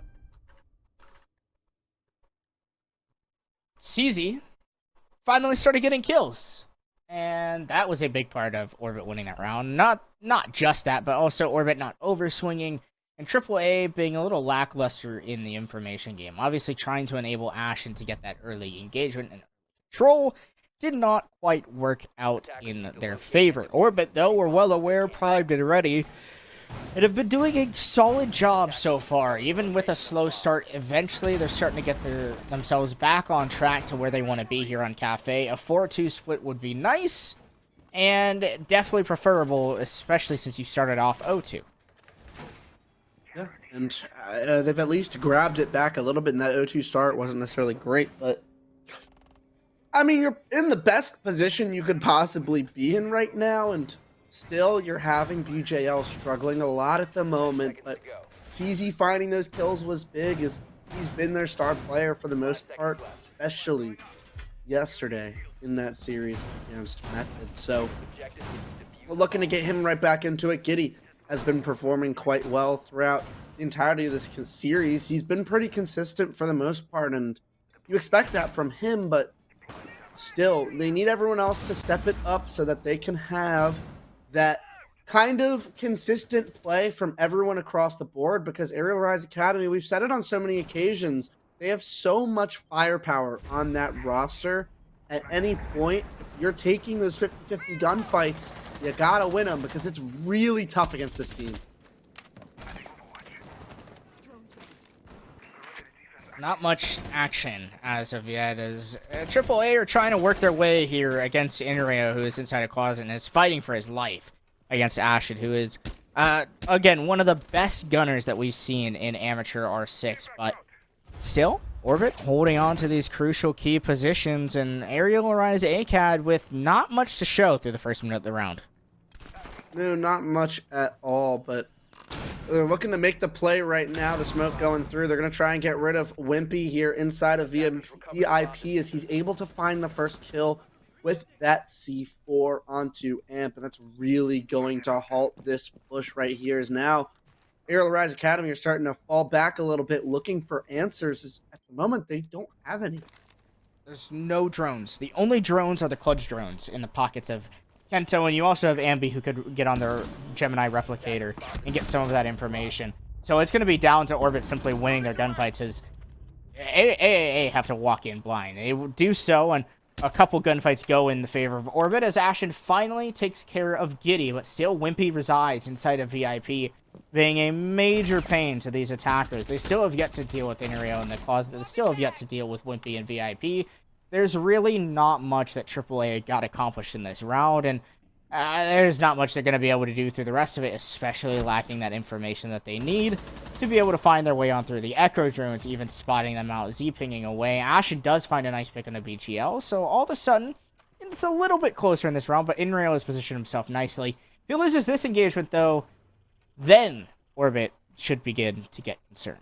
They have to find Wimpy here as he's going for some kills. The second they get this kill, though, they might have this. He is pretty weak at the moment. That information is serving them quite well as he has just walked up and completely ignored Ashen as Kento going for a kill. He finds it, but Arial ending up... How did he get that kill? Did he get him through the wall? He must have wallbanged him through the red wall, like closer towards prep. That's hilarious. You think he shot him through him? Yeah, I think that's... I don't even think he shot through. I think he just missed. And I think Kento missed and ended up hitting the guy inside of, like, kitchen. Which is tough. That is unlucky. I feel for whoever that was. Maybe it was CZ on the wrong end of the stick there. But Orbit, with their first lead since the very beginning of Skyscraper, finally starting to look like a put-together team, working together, shutting down the AAA attack very nicely overall. Yeah, they've been doing a better job, and Wimpy, I mean, it's a little bit better than, you know, what they had last time where he ends up dying and two of his teammates going down with it. Ashen just walking straight on through, and it's better, you know, and Arial Rise Academy also... You got to make a note on that as well, is that's a hero play. And one of my main things I will always tell my teammates when I played and when I still do is hero plays are not a sustainable way of winning. It's obviously a very nice thing to have to fall back on, but it's not a consistent way, reliable way to be able to win games. And for Orbit to finally start playing off of each other a little bit better, winning these fights and playing these trades is a nice thing to see from them. So we'll see if they can continue to do that as Arial Rise Academy looking to maybe capitalize on some free space as Reverse finds the opening pick onto Arial, and he's just going to flee the scene and let Ashen hold this area down. It's a nice body to get a pick onto Arial, and as well Reverse to heat up and hopefully find some picks. AAA in that last round as well just had no drones or any information to work around. This time, though, they've got a lot more. They've got almost all of them, and so thus far have yet to lose most of that information. Instead, are droning out these defenders, but I'm not a fan of how they're doing it. Why are you driving a drone in a cocktail, and why is there no one following it in some sort of regards to get some control? It's just ineffective droning currently from AAA that are plaguing them a little bit in this match overall. And Giddy just going after it, and that is a frost mat as Ambi now hitting the deck, and BJL looking actually aggress off of that space that he might be getting off of that as he finds a kill onto stage and knows that these players were picked up. He finds one, not able to find the second as Reverse does get the trade, and now Wimpy has hit the deck as he was not in the best position there either, and now have evened us up into a 2v2 Amp and Reverse. The S2 guys gonna try and clutch this one out as Giddy so close to dying, but he has risen from the depths. They lack the information needed, they being AAA. No drones in Amp or Reverse's pockets. There's two somewhere on the map, but again, they're stale, they're dry. You're not going to be able to do much with them. Giddy on the other end is playing Pulse. He has got the cardiac sensor and can utilize that to his benefit. Reverse, though, does have IQ, so at least you can kind of counter out and see where Giddy could be playing. 40 seconds remain, and Arial haven't done much. They have one flashbang to work off of. Eventually, finally spot out Giddy and CZ, who's been a big gunner for Orbit. Definitely has shown up in many rounds. He's won these clutches before. Was going to have to win against two hot prime gunners coming from S2. finds his way around Pillar, wrapping around, and information clearly lacking for AAA. Reversal missed the shots, though. Diffuser going down, and Amp will stick it. ZZ on just 1 HP, 1 bullet would take him down and allow AAA to even the score at 3-all in the half. Amp, though, repositioning, so is CZ, who's made his way upstairs now, trying to use that verticality that AAA made against themselves. CZ seems to be somewhat aware of his opponent's positioning, but does Amp know where CZ's coming from? If he's coming from top pillar, he does as the pre-fire comes through. Now Amp is aware, winning out the fight. A nice kill to come through, and AAA will even themselves out at 3 apiece. And good for them, kind of stabilizing a little bit and preventing Orbit from really picking up steam and winning their 4th round in a row. But BJL so close. Look at that. Maybe if it's another gun, one that shoots faster, he finds that kill. But still a big 2-piece from him to bring it back. But the rest of his team not able to really clean it all up and end up falling down as Giddy not really able to escape for too long. It was temporary for him to get away from that first kill. Is Amp and Reverse coming up big for their team and getting that much needed round as they start off their defense on the cocktail bar over here. I like the ability for Orbit to go for those aggressive pushes, right? You have BJL who made his way around and got that cleanup on the one down in the Frostmat. And although he was traded, you would have thought Orbit would have tried to play a little bit safer. Instead, Wimpy was trying to do so and ended up getting caught with his pants down as he ran across the cocktail bar. Clearly has not practiced his 15-meter dash. And, well, Orbit, unfortunately, lose bodies and lost the advantage that they were so graciously given to by AAA. However, being at a 3-3 split, you can't say it's the worst, as Orbit definitely tracked back rounds that they needed. Were able to do so. But this is where I get concerned for Orbit, because their attacks were rough on Skyscraper, so there's got to be some sort of change, some sort of difference overall. If not, then it's ugly. And we don't want ugly if you're Orbit, especially because you are on match and series point. Series point. You know what I didn't even realize? Solus and Valk are both up. I did not even realize it in Arial Rise Academy, looking to utilize that. And that, I guess, is the difference of style between these two teams. Orbit, one that plays a lot more together, and Arial Rise Academy, a team that really wants to get up in your grill and take some fights, and bringing that information that should be able to help you do that. You have the Solus, you have the Valkyrie, and you have the guns to be able to work around that. You have a MP5K with a 1.5 on it. You have an MP5, or not an MP5, I should say an MPX with a 1.5 on it with that Warden. So some good guns, some good information, and you could clearly see the vision of what they want to do on their PCs. I'm not sure if I like BJL mindlessly chucking drones to burn out Aruni gates, but here we are in Rio with a nice opener to take out Ambi, who tried to get aggressive with the Solus. That's one of those massive information operators here on Cafe that when she's alive later in those rounds can be so impactful, especially with all the verticality. Amp is stuck inside of this humidor and is going to get rolled by the attackers who come on through, but no way is he allowed to win that gunfight and potentially continue to stay alive. Giddy's going to have to deal with this player now, but yet again, he goes prone, finally takes out Amp, and now Orbit can begin to aggress into the bomb site. They have the advantage, they have the positioning, but still have yet to deal with this player inside of Pixel, which is Kento.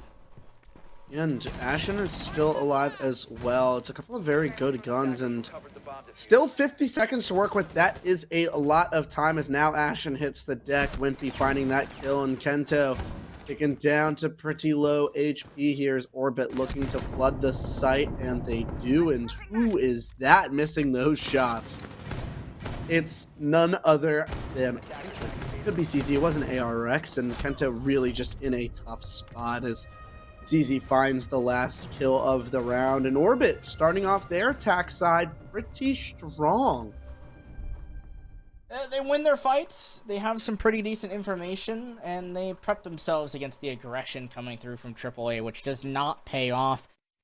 They put themselves in some rough positions, and especially those operators that you want to live later in the round, died sooner. You lost your Valkyrie, there goes the C4. You lose your Solus, there goes your potential plant denial from below.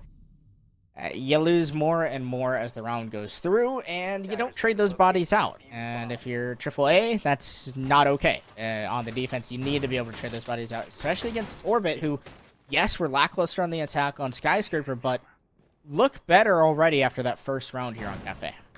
Yeah, and a good attack round. I mean, hey, they got one, right? And I think that's the back off of a lot of plays made by all 5 players. And you kind of said it, they were stalling out a little bit, but I'm okay with them taking their time, especially on this map. And on a take like that they don't need as much control on, because they're just making sure that they're not making any mistakes. And really, Amp getting away with a lot more than he should have been able to right there, and they still lost the round pretty decisively, and that was actually their only kill that they found. So it's like, you know, it's weird in that instance as they go for a second and reverse ends up getting taken down. CZ finding that kill, and Arial Rise Academy again have found themselves in a deficit. All of a sudden, the aggression that AAA are so good at are getting punished. Orbit is reading into the fast and far spawn peaks that come through from AAA, which are just not landing their shots. Sometimes they're doing some of this nice chip damage, but overall, they're failing to confirm those picks. Finally, Ashen, who runs out, will take care of Giddy, dispatching the sledge, and needs to go along with it, but still, not too bad here for Orbit, as they've got some control. They've killed off reverse, so those Midas will no longer regenerate. You're going to be able to get rid of that pixel shield if it's placed, which there is none, actually. My apologies. There's no shield at all being played. Instead, Amp has elected the C4, so you're able to just kind of walk in as free as you want and only have to burn 1 or 2 things of Midas that have been placed down. And they want to get real aggressive. They don't even care about that shield. And it looks like Execute might be getting ready to come in. You see Wimpy over there, and there they go. Amp finding the first one. Inrio does trade it back, however, and they end up getting in just a little too far as Kento finds that kill. It is now a 3v2 for Arial Rise Academy as the dust has settled a little bit, but that Valkyrie info coming up big for them. You see how much space it covers, and it's just the entirety of the site at this point. Such a big thing as BJL looking to creep his way up, but still, that information is just going to make it so hard for them to get anything done.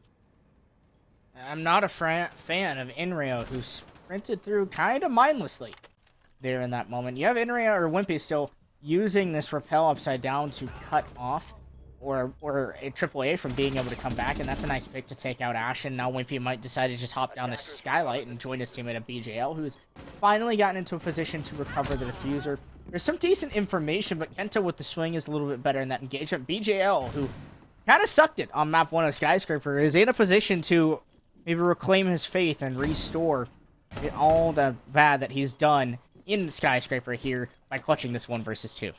He's got to put this bomb down and really just stick it out. Ambi and Kento are waiting. They're going to try and pinch at the same time as BJL's actually snuck his way into a pretty decent spot. That gunfight goes through. The information's now there as Ambi just wasting time for his teammate to push out as BJL finds the first one. Kento taking the long route. He has made this a 1v1 as BJL swings, but Kento finds the kill, and Arial Rise Academy take that defense so close to touching it out, but just not able to put the finishing touches on, as we see a little bit of a maybe just testing out his crouch key to make sure that it worked. Kento had to make sure all the weaponry was working according to as it needed, appropriately. Need to make sure the keyboard was still functioning, and he didn't need to have a equipment change. You'd hate to have to go to the AAA manager and be like, I need an equipment team, or I need an equipment change and get a new keyboard, all that fun stuff. You want to make sure that you're utilizing your equipment properly and not damaging it, which Kento damaged the faces of Orbit after that round.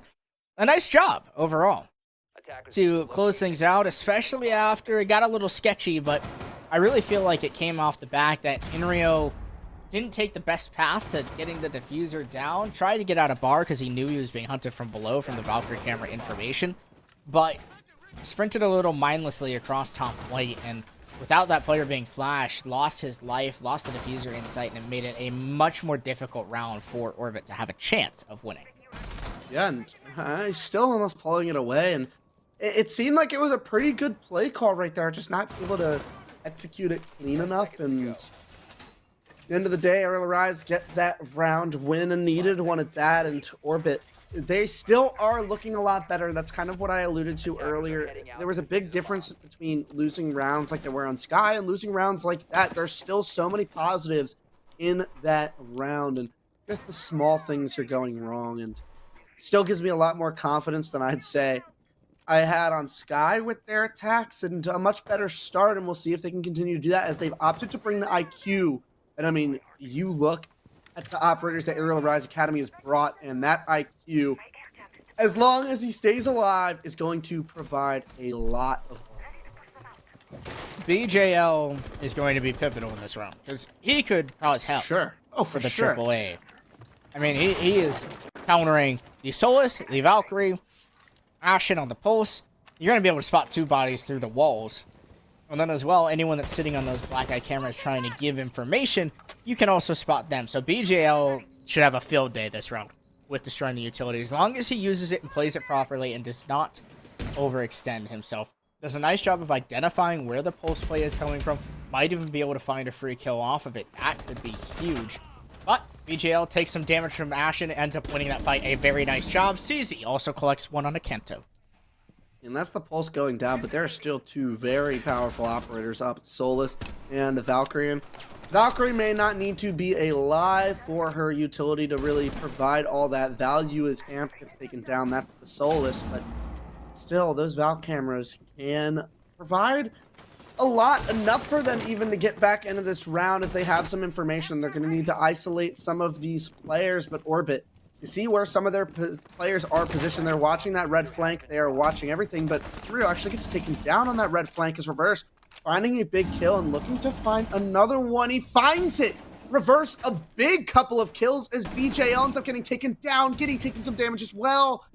Ambi and Reverse looking to come up huge as Ambi finds the kill. Evens us up at a 2v2. So quick, in a blink of an eye. Orbit have just given up everything that they have worked hard to achieve in this round. How are AAA finding themselves back in this from a 5v2 to a 2v2? Reverse, though, is on 1 HP. They're working together nicely, though. Loses his 1 to Wimpy, but Ambi has the swing, should be able to win this engagement, does so beautifully.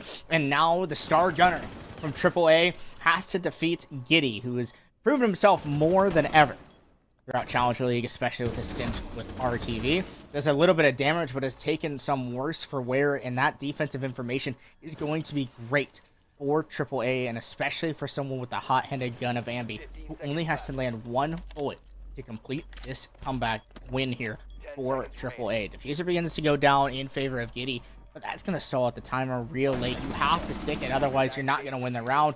Eventually gets the plant down, so can work off this post plant, does some nice chip damage to Ambi, but Ambi not able to land the pre-fire. A very nice clutch by Giddy, who on 1 HP plays the tightest angle possible, winning it out and keeping Orbit alive. They almost blew that, but Ambi not able to find it at the end, and Giddy coming up big for his team. How many times are we going to say that today? It's Giddy. It's something as well with this Orbit roster, and maybe something that has worked out for them with that roster change is when BJL's going crazy, you have BJL. When CZ's going crazy, you have CZ, and now you have Giddy. So many players are capable of coming up big for this roster, and they're showing that, and that's kind of what you need to be able to have against Arial Rise Academy. Players coming up big in those big time moments, in Orbit now have a lead on their map pick of Cafe Dostoyevsky, and some definitely to look at as well, as Arial Rise Academy have completely shifted what they want to do. No more Valk, no more Soluses. They're going to take a dock, a castle, and a warden. Warden's something that they've been bringing, but a dock and castle is definitely something that I'd like to have you shed some light on. 5 seconds left. Yeah, I think that Orbit are doing a good job of playing some cutoffs, playing some of those windows to stop AAA from being able to run around. So you bring the castle, cut off some of those sight lines that can be played from Orbit, and as well, it also goes pretty well with this train defense. It's nice to have the castle be able to block off a lot of those sight lines, and you'll see Ambi doing just that, getting the freezer walls patched up, some of the windows, and other positions that are crucial as a defense. Kento on the dock as well. I mean, hey, that's free HP. You can peek as much as you want, and you have the bailiff to help set up site as well, so that's also a nice touch here for AAA on the defense.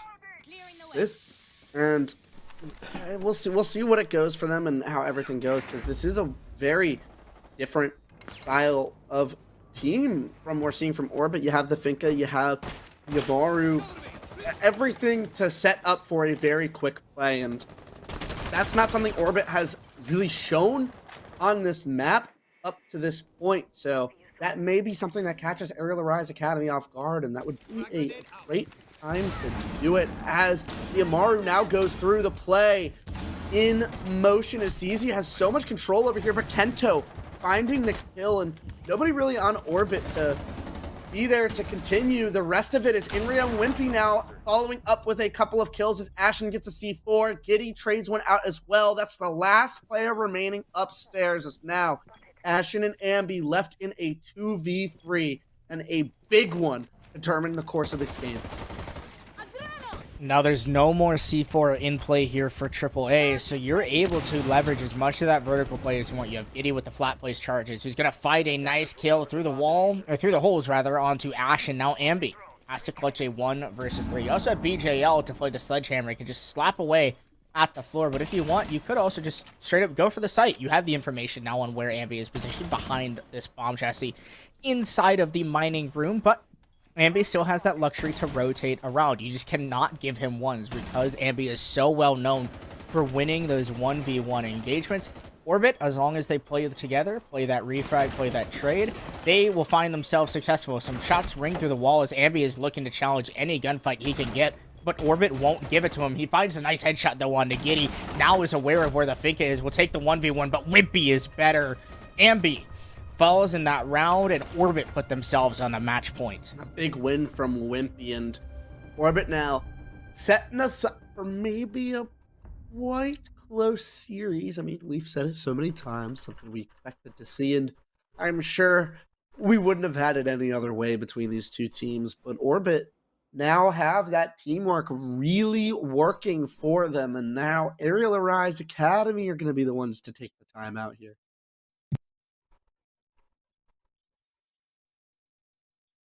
This is where they got to talk things out, right? If you're AAA, your back is against the wall.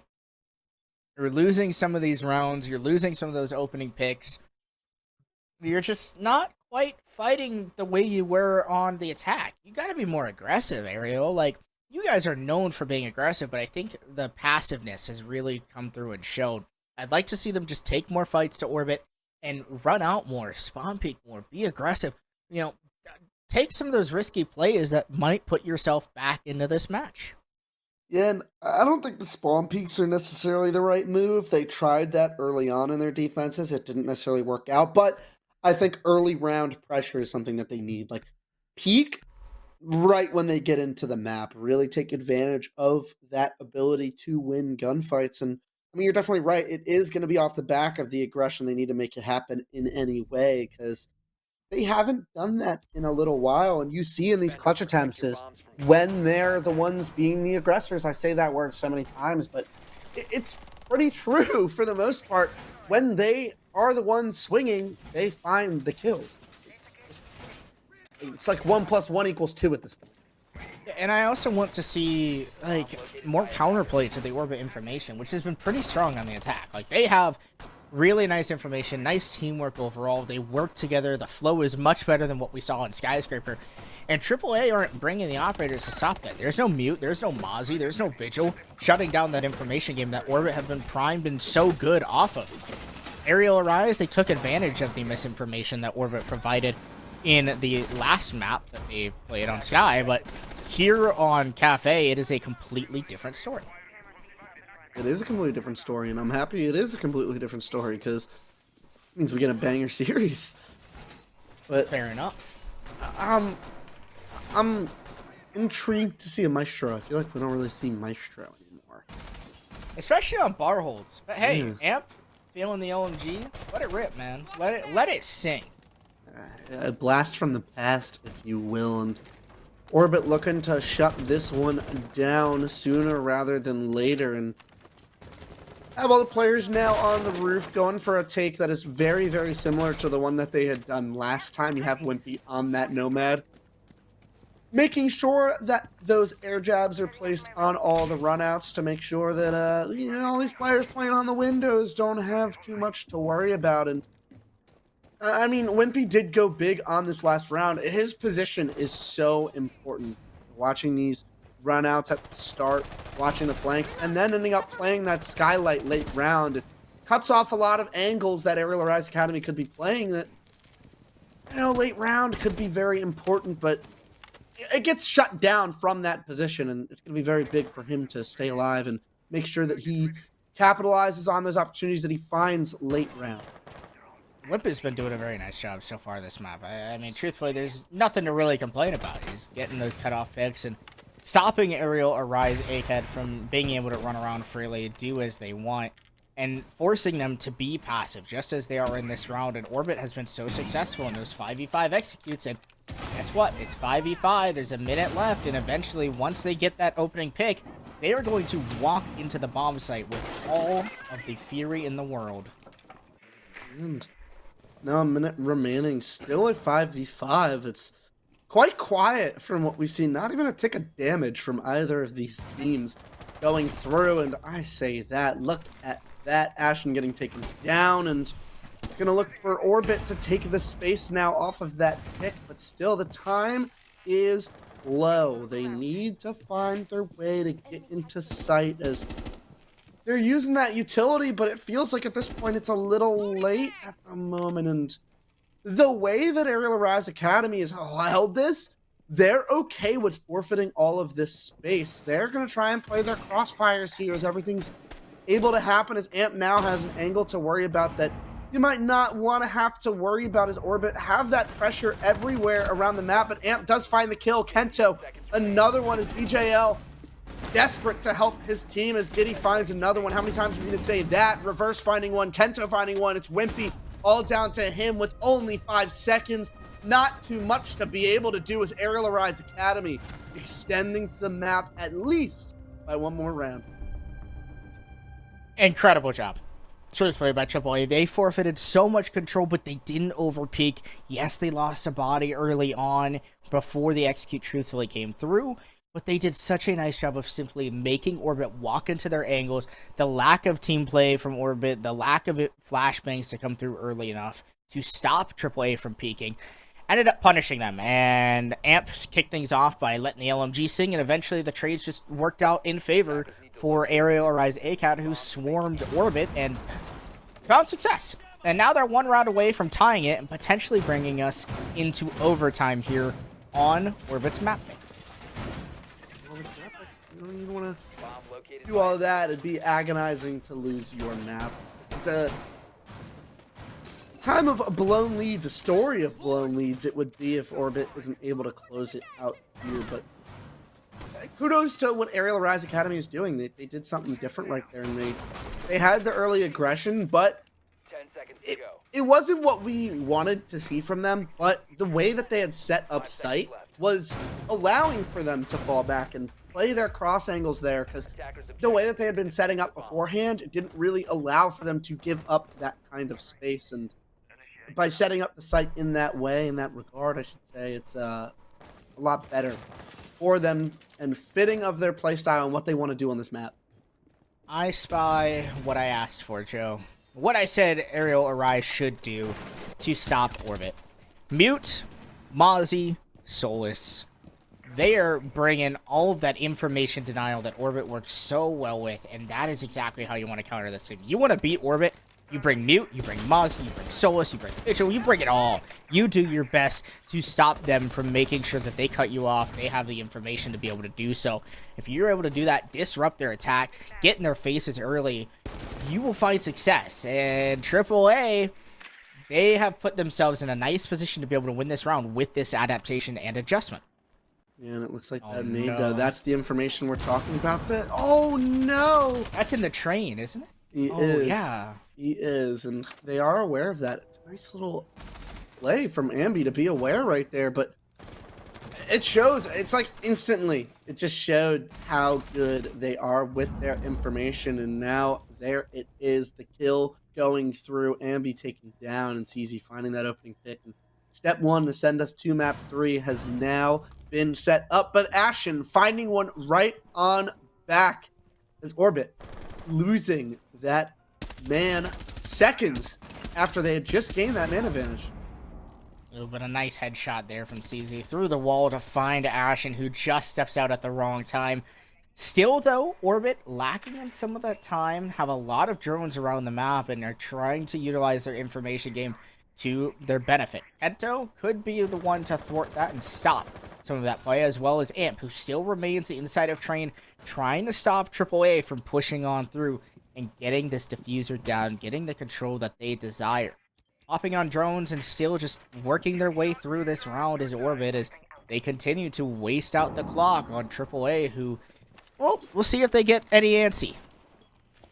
And that C4 is going to be in a good spot. Not able to find the kill almost, but to no avail. And Kento looking for a kill, not able to find it. That Finka showing her power as now 2 players go down. It's all up to Reverse if he wants to hold off on a 3rd map, as he's able to find 1 kill, spots out a 2nd player, knows that one's upstairs, and I'm sure he got the audio cue right there for where the plant is going off. Not able to find the kill.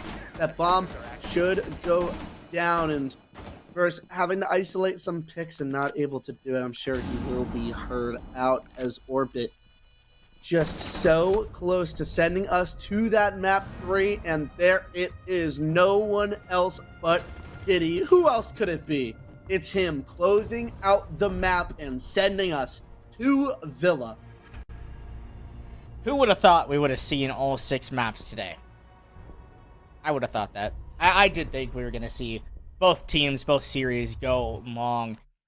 Each team winning the other's map picks so far. HK Rebels took West Garfield Park, West Garfield took HK Rebels, and now here we are, where AAA win their own map pick of Skyscraper. This time, Orbit win their own map pick of Cafe, so we actually swap between the series, and each team do their respective job to get the job done on their end. Nonetheless, though, I will say I loved the way that Orbit began to get that information fostering, and although AAA brought all the key operators and key tools they needed to stop that information, they did a nice job. Yeah, and I think we did know that Cafe was going to go Orbit's way. The main story was really, would they be able to take either Sky or Villa? It's maps that they've struggled on before. So, we'll see if they're able to take that map. Please. We are going to go to a little bit of a break to end off our night on a big-time map 3 in this quarterfinal matchup.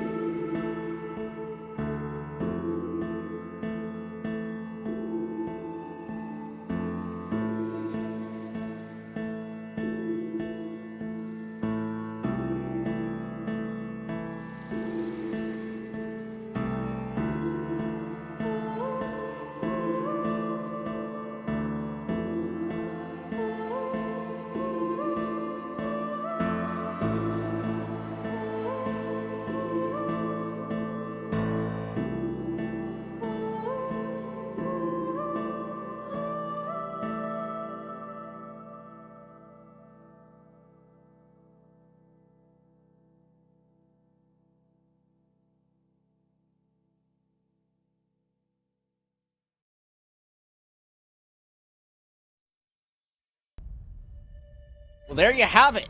Orbit taking their own map pick of Cafe, coming back here at SFCL. Joe alongside me. I am Klimps, and we are here in quarterfinals of SFCL. It's our playoff week.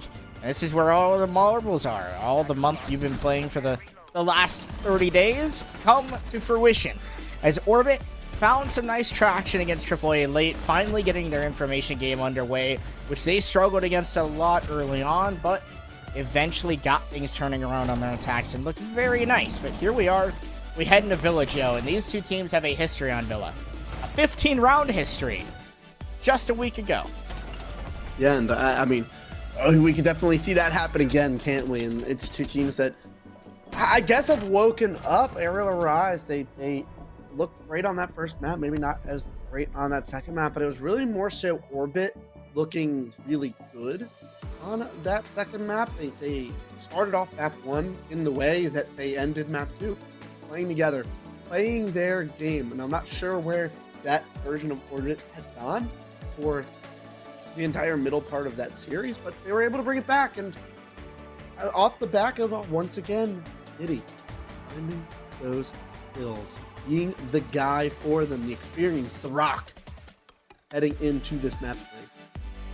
Diddy is that guy that you need to step up. CZ as well, also finally kind of coming back to his own natural talented self that we've seen him really explode here in SFCL. Wimpy also with a nice map. You don't typically see that, and he's kind of struggled as of late, but hey, anytime is better than now to get back into the swing of things, especially with playoffs underway. BJL still struggling a little bit in Arial.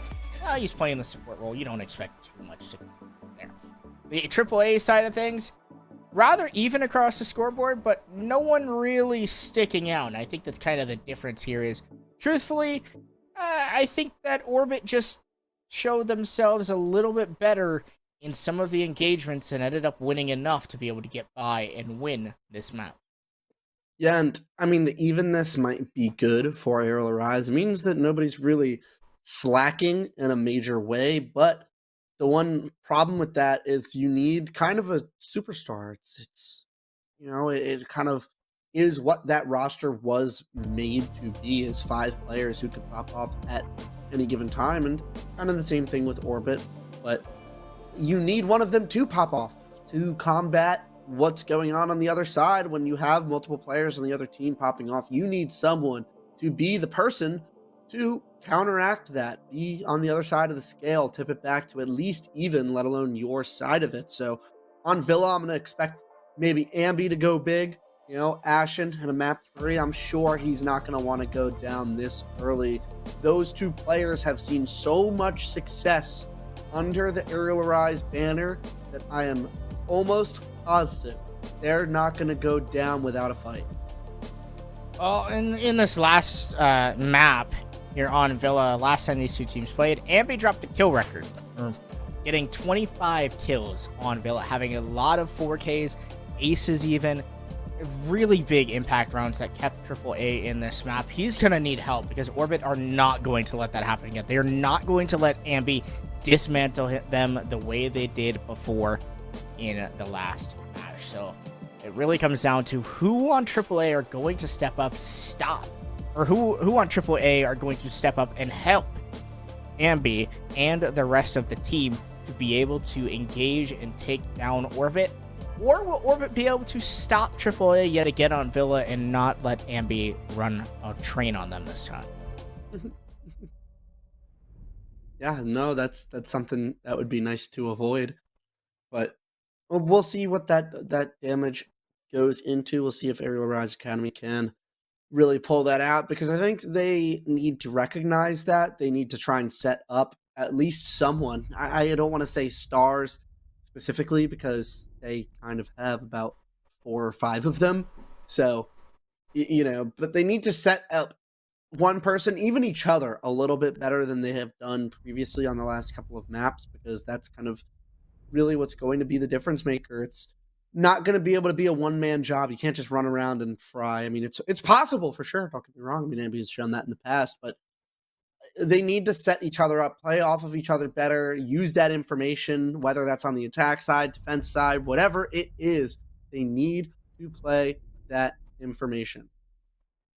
And I expect Villa to go deep just because AAA this season always go deep on Villa for whatever reason. They love to just go as far as possible against Arial Arise main and against Orbit. They went to max OT, 15 rounds of gameplay.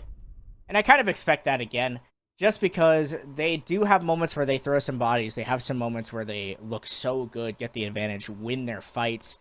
Orbit on the other end, they also like playing this site close and this map close rather. So it really comes down to, I think in the end, when we saw these two teams match up last time on Villa, is the gunfights and the engagements. That's kind of the difference between Cafe, and that was also the difference a bit on Skyscraper as well. So going into Villa here, whichever team comes out firing, comes out hot, is going to find themselves success. And I think that early momentum is big, but didn't really do all too much for Arial Rise Academy last map. They took those first 2 rounds, and after that, Orbit kind of took control of that, winning 7 of the next 9. So, or 7 of the next 10, I should say. So, that early momentum is something that will be big, but I think for the most part, that hasn't really proven to be too effective in this series so far. It almost feels like whoever wins the first few rounds is actually going to lose the map. So we'll see what adjustments get made early on. I think that's more so the bigger thing that needs to be noted, is whoever can make those adjustments, because in those 2 maps, it's been more so the development as the map goes on, whoever can really figure each other out and come out on top. Well, comes down to how you play around your opponent.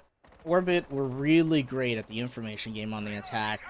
Arial Rise ACAD also made some nice plays to just find some entries needed against Orbit, but have struggled somewhat on the attack in this series. I feel like AAA have not been their attacking selves, where they typically tend to dominate some teams and truly get away with a lot of big playmaking moments. Instead, they've been rather quiet and trying to play more cohesively and more together, which is good to see, but also not so good to see considering it's not what they usually do. So I don't like to see differences. And nice use of the EE1D and the nade to come through. Down speech AL. Great team play and information there for Ash, and who's able to get them down. Reverse also takes down Arial, so it's a great start to this first attacking round for AAA. And there's pressure all over the map for them, and you have Amp out here on that study balcony. Look at where all of these players are positioned, and Ambi's just going to walk right on up the red stairs, and Reverse finds another kill, and Orbit, their defense crumbling around them right now. They need to try and find a pick back, but Amp not going to allow himself to get isolated. He's going to fall back as Kento finding a pick as well. Giddy and CZ, the 2 that have gone so big for them previously, but Giddy getting taken down, and this is going to look near impossible for CZ to win. Defender exposed. Really came down to the information that AAA brought. CZ is going to bail out and just go run all the way to Ruins. I'm sure Arial or Rise ACAD are going to have a field day running after MMA. They're all ready. Let's go for this fight. Ashton will close it out. A flawless round for AAA. A very nice attack with such good information, and overall very well played from them. Yeah, and that's a great start for them on this attack. And almost exactly the same start we had on Cafe. They came out really, really strong on their attack, and we'll see if they can continue to build off that, or if Orbit can make those necessary adjustments that they've done before on Cafe. But this has also been a map that they've shown that they're not as comfortable on, so it'll be a little bit different for them, as, you know, Cafe was their map pick. This was not. This is a map that I don't believe that they've even won so far in this SFCL season, so we'll kind of see how that goes. And yes, they are 0-2 on this map, so you'd want to see a better start from them, but I think we'll see as this game progresses if we'll have that version of Orbit that we saw last map that is capable of making those adjustments, or one that's just going to falter at these tough times going into this map 3 and maybe seeing them get eliminated. Those are the better attacks that I'd like to see from AAA, where they work together, they have the information, they work quickly. that is something they haven't done in this series, is work efficiently and quickly on the attacks with super, super good information like they had in that previous round. They continue to do that, they might close this map out rather quickly against Orbit. Yeah, and rather quickly is definitely something that I'm afraid of. But I think we'll know whether or not that's going to happen kind of early. We'll see if Orbit can really assert themselves into this game, as that is not a good first round, you know, not even finding a single kill. And you want to get it going kind of early so that you can really have that confidence and be able to play to the top of your game. But, I mean, Arial Academy have shown in these kinds of moments in the past that they have what it takes to fight adversity, fight these battles. No matter how close the game is, no matter the circumstance, they've always been able to come away with a win. And we'll see if that's something that they can continue to do, as we have this map 3, a much different roster, but core values got to still be there. A lack of a lot of information for AAA. They only have 4 drones and a couple of those Yana Gemini clones left, with 2 drones now. As I say that, a couple of them disappear. They really don't have any ground to show for it. They've got some of that lower control, getting Ambi down below and popping that black mirror inside of Master, so that will help to speed up and aid their push on through. But still, you don't really know where these defenders are sitting, and you've got to be careful on some of these engagements, especially Reverse, who's going to hop in, potentially even into a Frostmat. Ashen with the nades from below, trying to find picks, but still nothing much to come of this round, as Orbit are simply waiting out the clock.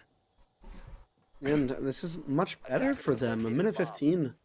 Nothing really doing right now, but Arial Academy, they have players all over the place, and it's going to be like a boa constrictor, tightening their squeeze around the necks of Orbit as they are able to find that opening kill. It's Ashen below, finding Giddy. Don't know where exactly Giddy was, but now you have Arial Academy. Look at all of the places they are on the map, and Imrio has actually found himself in a really good spot inside of that aviator room in Orbit. I don't think they're necessarily sure what Arial Academy are doing here, and I'm not even sure Arial Academy know what they're doing right here, as Amp ends up getting taken down. That is the case on the floors. BJL finds one. Reverse hits the deck as well inside of a Frostmat, as now it's all down to Ambi and Ashen.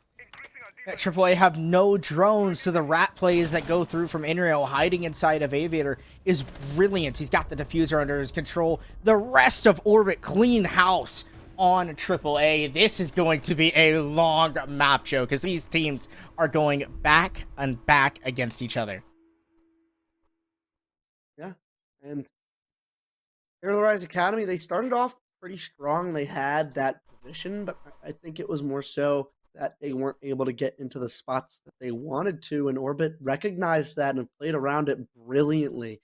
And Inrio found himself in a really, really good spot inside of Aviator. No one was really aware of that, and unfortunately, lost round for Arial Academy. Not able to really build off of what they did on map 1, but Orbit making the good adjustments, something that we were worried about them doing, but able to show that they have the ability to do it. Very nice job by Orbit there in that round. Now as they go back to Aviator Games, try their luck yet again. Just have to be wary of AAA, who like to lurk below, who are going to use that information to try to get some freebie picks. You've got to make sure that you're not standing in some of those default positions that AAA are going to try to catch you off guard in. And the Mira plays coming out from Orbit. I really like what Orbit does. It shows that this kind of older style of Siege can still work, and playing around their utility and their teammates and positions maybe more than guns. And it's nice to see, because they're one of the only teams, I feel like, that still play this kind of style. And they obviously are able to get aggressive. It's still something you have to do in this era of Siege, but it's still nice to see that that old style works and they're able to really use it and win with it.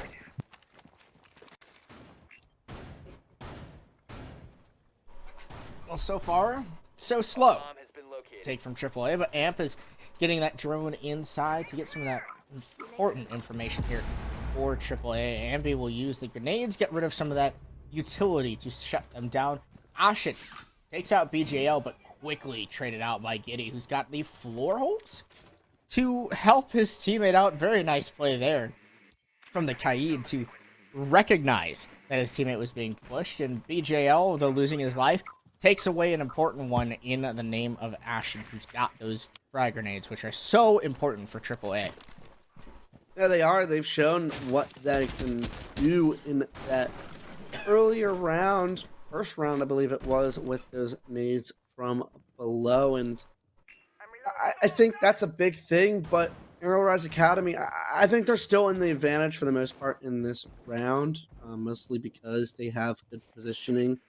They've taken the control that they need, as Inrio now taking a lot of damage, those nades from below, but that's the only one that Ambi has left. But a mirror window able to be popped from below because of it, and it's a good spot for them to be. The only issue that I'm concerned about for Arial Rise Academy is look at the utility still remaining. 2 C4s and 3 smokes at the disposal of Orbit. That's going to prevent Arial Rise Academy from really getting that bomb down, and Wimpy just throwing them things around, not afraid to use those smoke grenades. Really getting the arm warmed up is Wimpy, but also check out Arial Arise. 3 drones remain somewhere around the map, but not super useful if you're just gonna die. Ambi walks in, gets picked off by CZ. Reverse is gonna try to make something happen through the top of main stairs. Kento as well finds a pick, so kills even back out. But Arial Arise are fighting for their lives. They don't have the information of where the last 2 defenders are, and Inrio just cleans both of the last 2 attackers up. Very nicely done, as he's just playing aim labs on the last couple bodies of AAA, and another nice defensive round overall by Orbit. And playing well once again around their utility, something that's a lost art sometimes in this siege, and they find themselves 2-1 up and looking like a different team on Villa. I mean, obviously that last time that they played it was very, very close, but looking like that they're pretty comfortable at the moment, I'd say. I don't know if you'd agree with me, but they seem to be very comfortable with their setups, and that's not something, to me, that I've seen too much in this series. I mean, Cafe, they did. It was only a 3-3 split, but, well, I guess more so their attacks, but I think they're just in their flow right now. They're in that state of play that it's just they're getting their way on the map, and that's a dangerous Orbit team to be playing against. It is, and also AAA are just super slow on their attacks, and when they lack info, when they lack the team play and cohesion to work together on an execute, which they've had lately, they really have not worked together. They're not flashing themselves in. They're not working together to get those engagements, to trade bodies out, to get the control they need. Instead, they wait out the timer, and it just takes too long for them to really get any forward momentum to propel themselves to a round win. We're not quite seeing that same feistiness that we saw in some of their Cafe attacks. No, not at all. And still some time to change that, but look at the amount of information that Orbit has now. They have that Valk, they have that Pulse, not something they've brought out quite yet, and this could lead to some aggressiveness that Arial Rise Academy isn't really prepared for quite yet, because that's not a look that they've been shown on this map, and we'll see if Orbit decide to play that kind of siege, and not looking like they'll be able to really do anything with that, as they're not taking all too much control. But look at Ashen has actually found himself on the upstairs area, and Orbit have given up a lot now. You lose that top floor control, but you still have the pulse below. You have a couple C4s that you might be able to catch AAA off guard with, and that's the plan here for Orbit. At least appears so, as they get out of dodge from that vertical control, and Inrio actually gets the opener. It's the first one of the map for Orbit as he takes down Ashen. And a big opening kill. He was the one upstairs, kind of isolated, but reversed. Finding a kill on those Atro stairs. Inrio getting taken down, and good part about it is you just see the amount of information. It's a topic that we have touched upon multiple times, and Reverse does get taken down, but not before Ambi walks through sight, but they're just getting cut down as Kento left on his own to fight 4 members of Orbit. Still a minute to work with, but Mason, Orbit are looking like they are cooking at the moment. They play the long angles and they win the rounds, and they are looking real good on these defenses. Triple A just not quite where they were.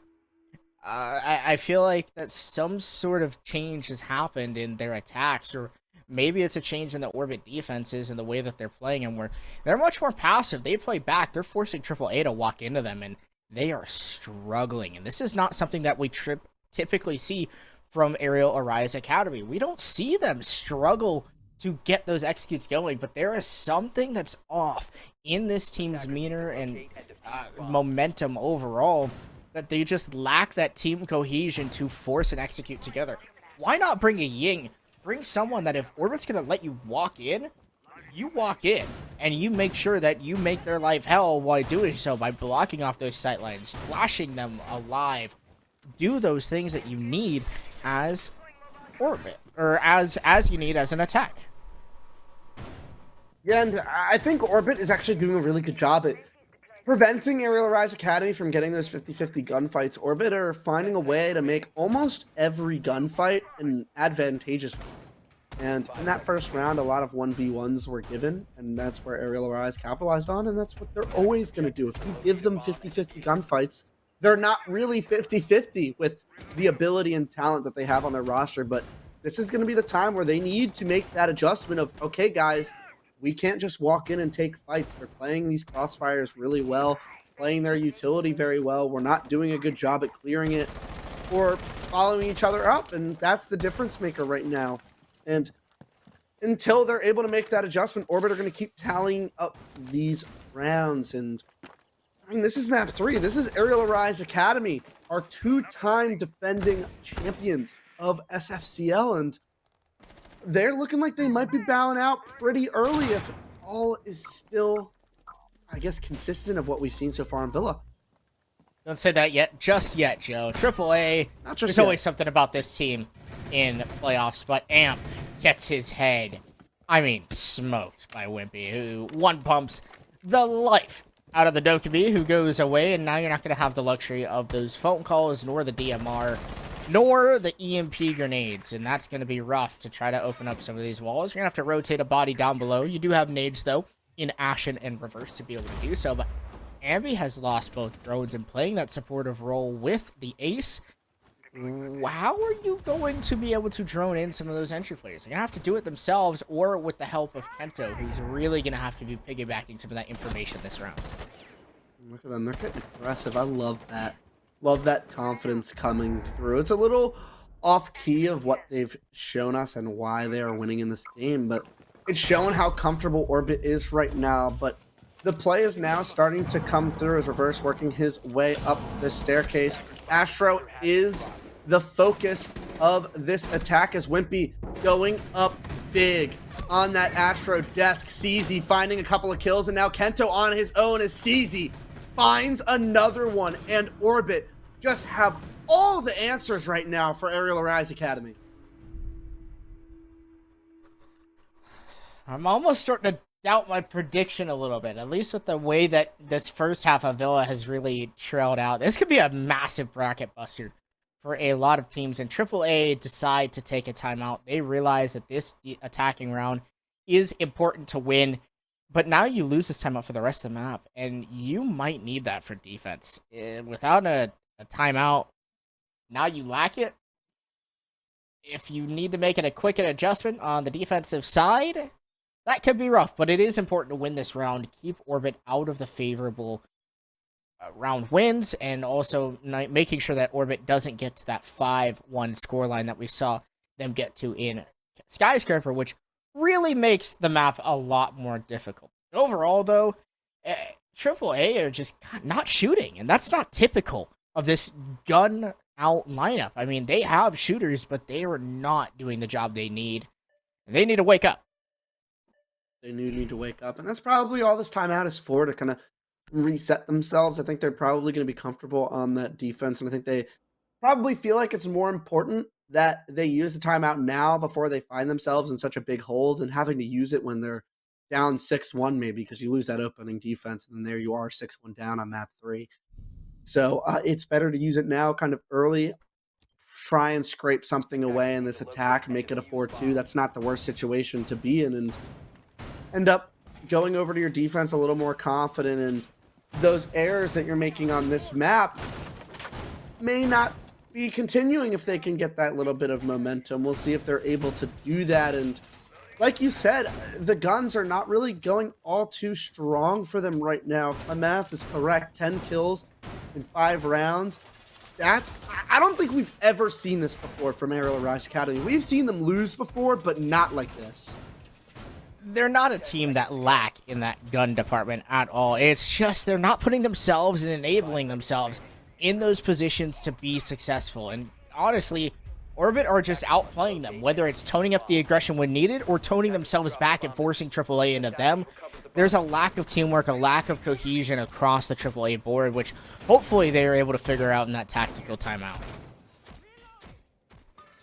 And a tactical timeout is big. We'll see if it's going to be good for them, because it didn't work out for Orbit when they took theirs and Arial Rise Academy. I mean, it's kind of on them to make the change here, and looking to get that 90 wall open, but not able to do anything about that player that's just creeping up 90, as they're not going to be able to get this wall open, able to reestablish a gate on that wall. And I mean, Ariel, they did bring the Ying. You did talk about that earlier in bringing those flashes to really make that happen.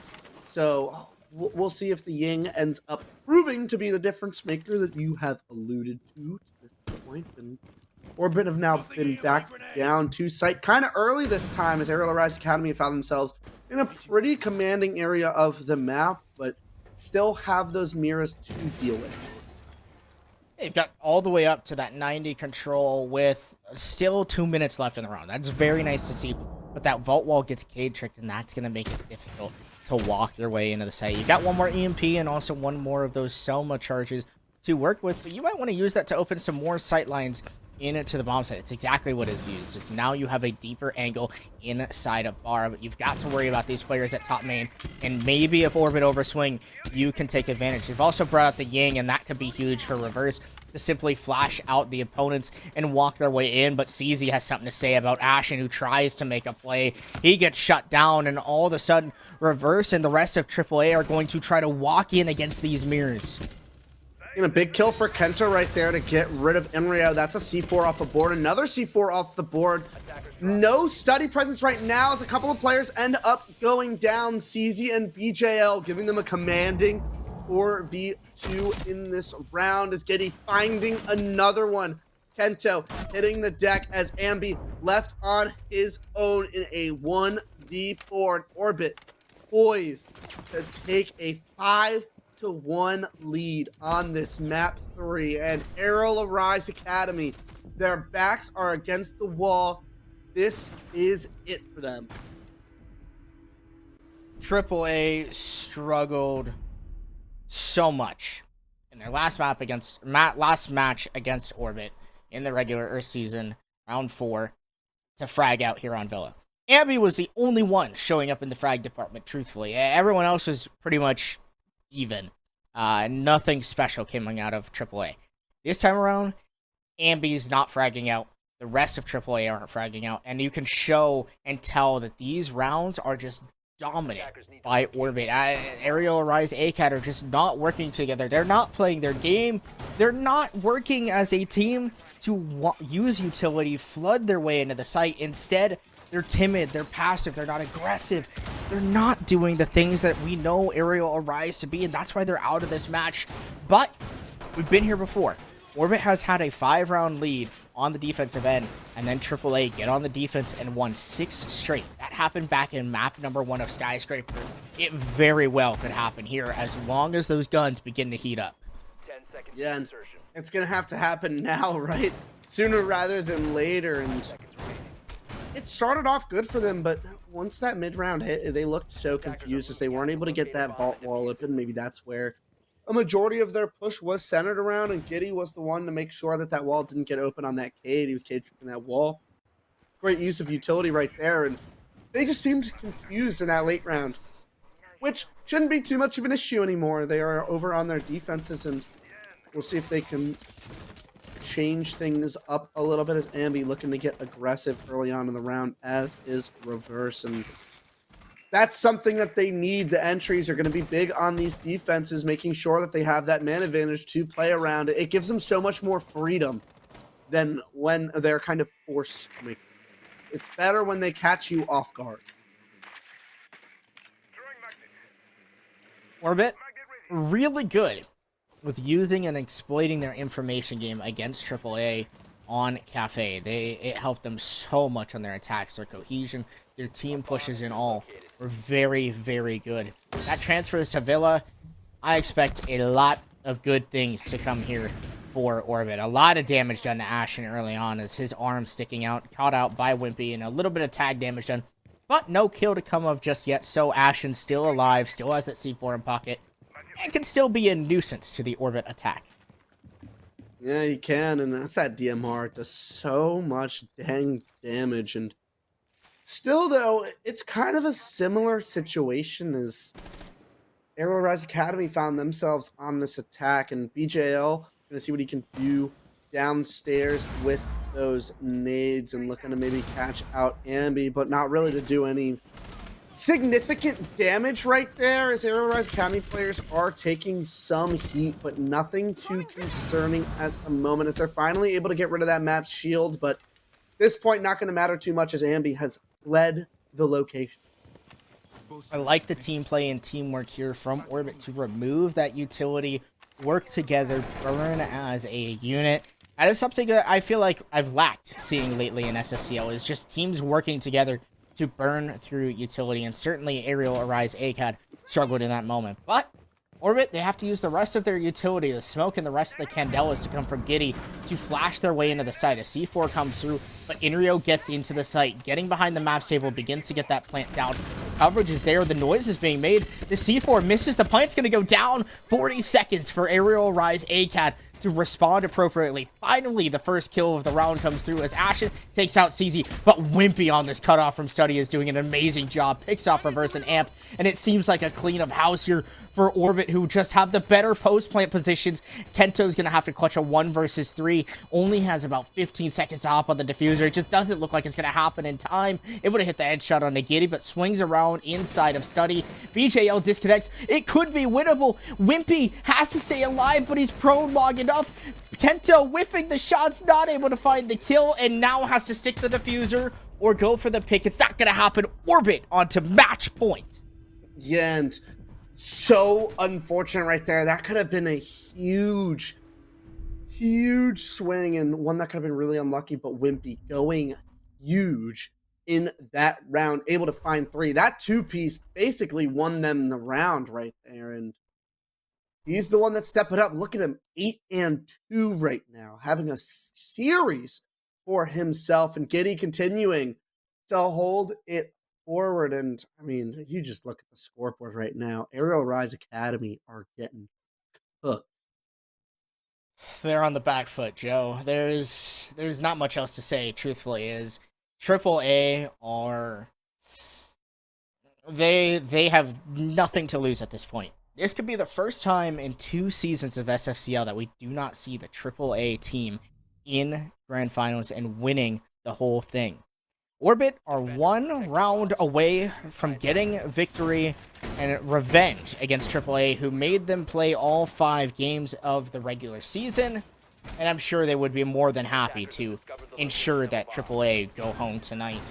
They've been fragging out well, the team play has been there, Wimpy is showing up in a massive way, and that is always something that is going to help out this Orbit roster. If they're all firing on all cylinders, they've looked great, their information has been played very well. I love what I'm seeing from Orbit currently, and they might even be my favorites to go and win the whole damn thing. Yeah, I mean, I do remember your bracket over there. I saw it on Twitter, a nice little bracket. You're my 2 for bracket 2. had AAA winning, but now I might be getting bracket right. busted. It might be. I, you know I what? debated between Orbit and AAA for so long because, like, of how close It's these tough. 2 teams play. But I was like, you know what? I just give AAA the edge and the guns. I think that they, as long as they show up shooting, I took that risk. They didn't. And Orbit's team play and strategy has just been better throughout this entire series, I feel like. Yeah, but let's Also, I want to say it's not over yet because No, this of course was not. Skyscraper. It was a big lead for Orbit, and on their attacks, it was not great. And obviously, looking a lot better this map than they had been on Skyscraper. But at any given moment, I suppose, because Arial Rise Academy, they came back on Skyscraper winning 6 straight rounds, and right now they're going to need something similar to that as Orbit are kind of just having their way with them at the moment. But Ariel Rise Academy, I like a little bit better than what they're doing right now because they're not giving up the space this time. They're not allowing Orbit to really do whatever they want. They're contesting the areas that Orbit are pushing, and that's something really important right here as Kento not able to capitalize on that and gets taken down. Ends up getting traded as Giddy finds one as well. That's the trades going through. Ashen getting one. Wimpy taking 2 down with them. It's Giddy finding the kills, and Arial Rise Academy, for the first time in their existence, have been bounced before the grand finals. Wow.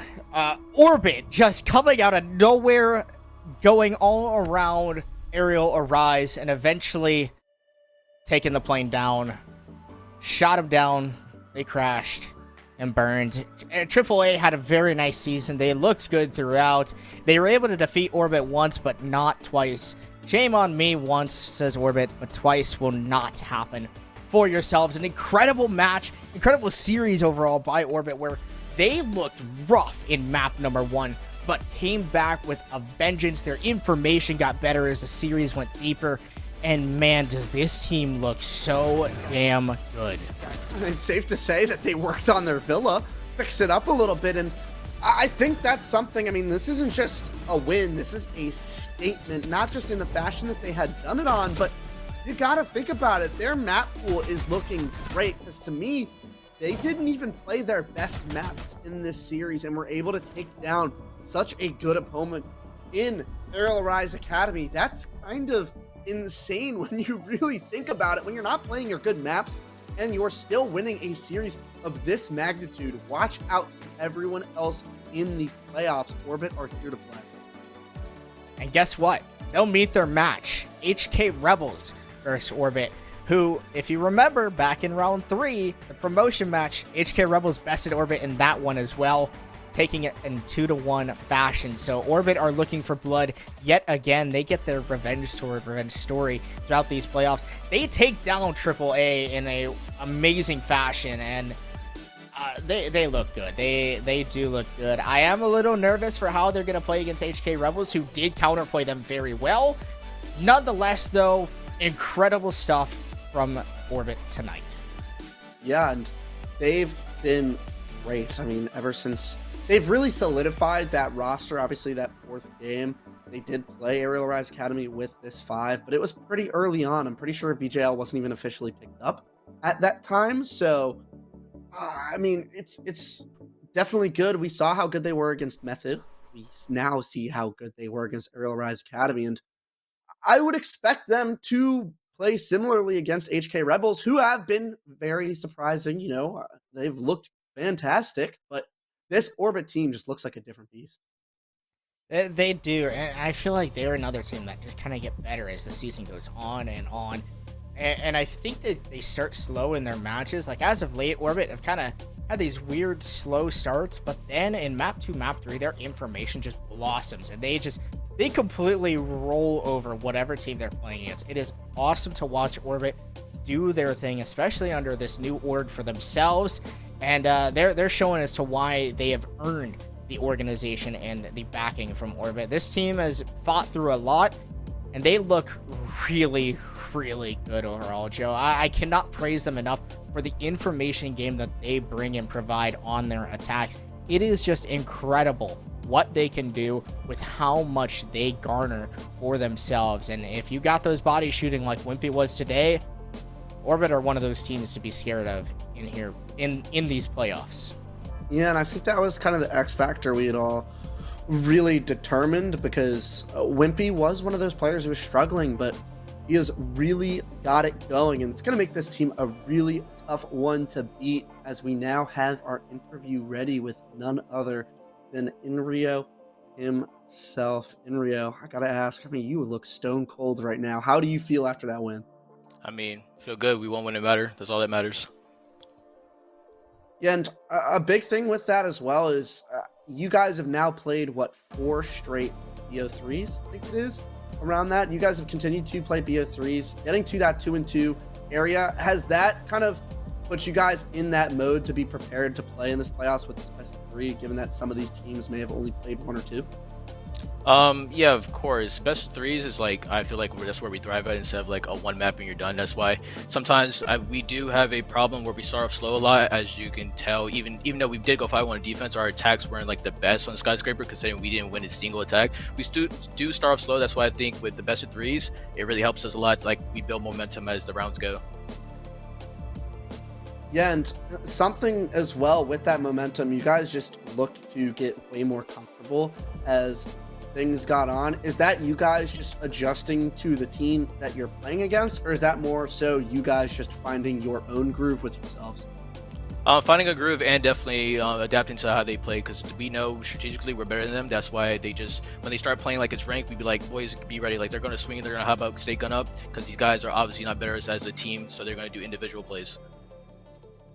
Yeah, and something I noted a couple times in the cast, and it's something that I really appreciate with the way you guys play, it still feels like you guys are somewhat playing the old style of Siege and playing around utility and playing around each other so well, but still being able to mix it with that aggressive meta that Siege has really become. Is that something you guys have really strived to be able to do, to kind of play differently than these other teams, or is that something that kind of, I guess, just happened?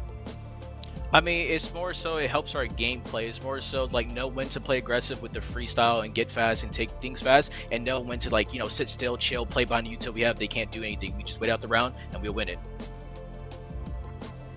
Yeah, and another thing that was noted towards the end, Wimpy had a fantastic series today, and he's kind of been someone who's been struggling a little bit for you guys here and there, but how does it really make you guys such a formidable force when you have Wimpy? Like, how good are you guys, and how good do you feel when Wimpy is shooting like that? Because we all know that's the player he could be, but he's kind of been lacking on it. But now that you see that he has the capability to really pull through with you guys, how does that make you guys feel on a team, and how comfortable does that make you going forward? It definitely feels amazing. We all know Wimpy got that dog in him. He just had one bad series against Arial when we last time, 13 kills in a best of 3. That's like a one in a lifetime performance I ever see Wimpy do. Wimpy's still like one of the best players on the team. So obviously when Wimpy's showing up and everyone's showing up, bro, we're always going to be the best. Yeah, and he had an amazing series. That's not something we could say any less. And I guess last thing, looking forward in these playoffs, you do have your opponents for the next game. It's HK Rebels. Any way you're going to prepare for that one? Any words, anything that you could say about that one? We know they're a solid team. They do really good on gameplay. Not really more so like game playing that much. We played them a numerous amount of times in the past couple weeks between like Gamers 8 and just in SFCL and just a lot of other things in general. Is just as per usual. We just show up, we play our game. We're going to be the better team. All right, man. Thank you on that, Enrio. Congrats on the win once again, and maybe we'll see you again very shortly. Thank you. Appreciate it, Joe. Have a nice one. Well, there you have it. Nice Yes. talk with Inrio after a very successful day and series from Orbit overall.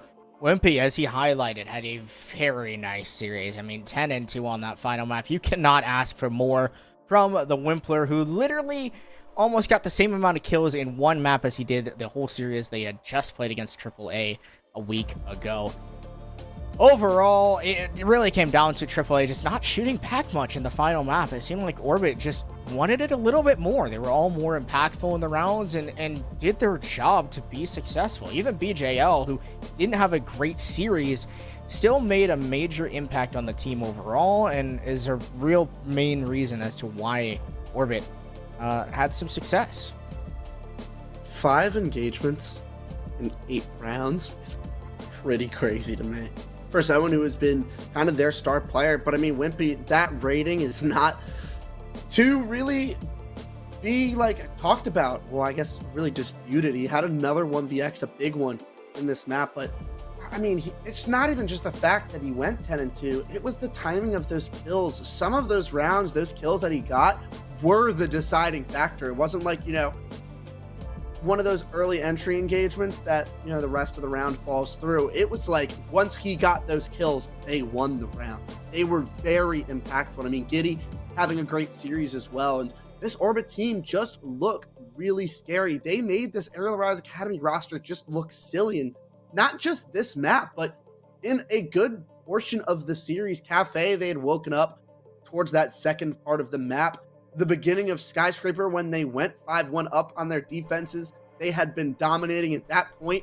There were a lot of times in the series where they were just the dominating force, and that is a really scary team, and a team that we just, we've never seen that really against Arial Rise Academy. Not even OXG did that to Arial Rise. We say farewell to two teams here that made the playoffs. Unfortunately, Arial Rise Academy will no longer be able to reign a title 3 seasons in a row.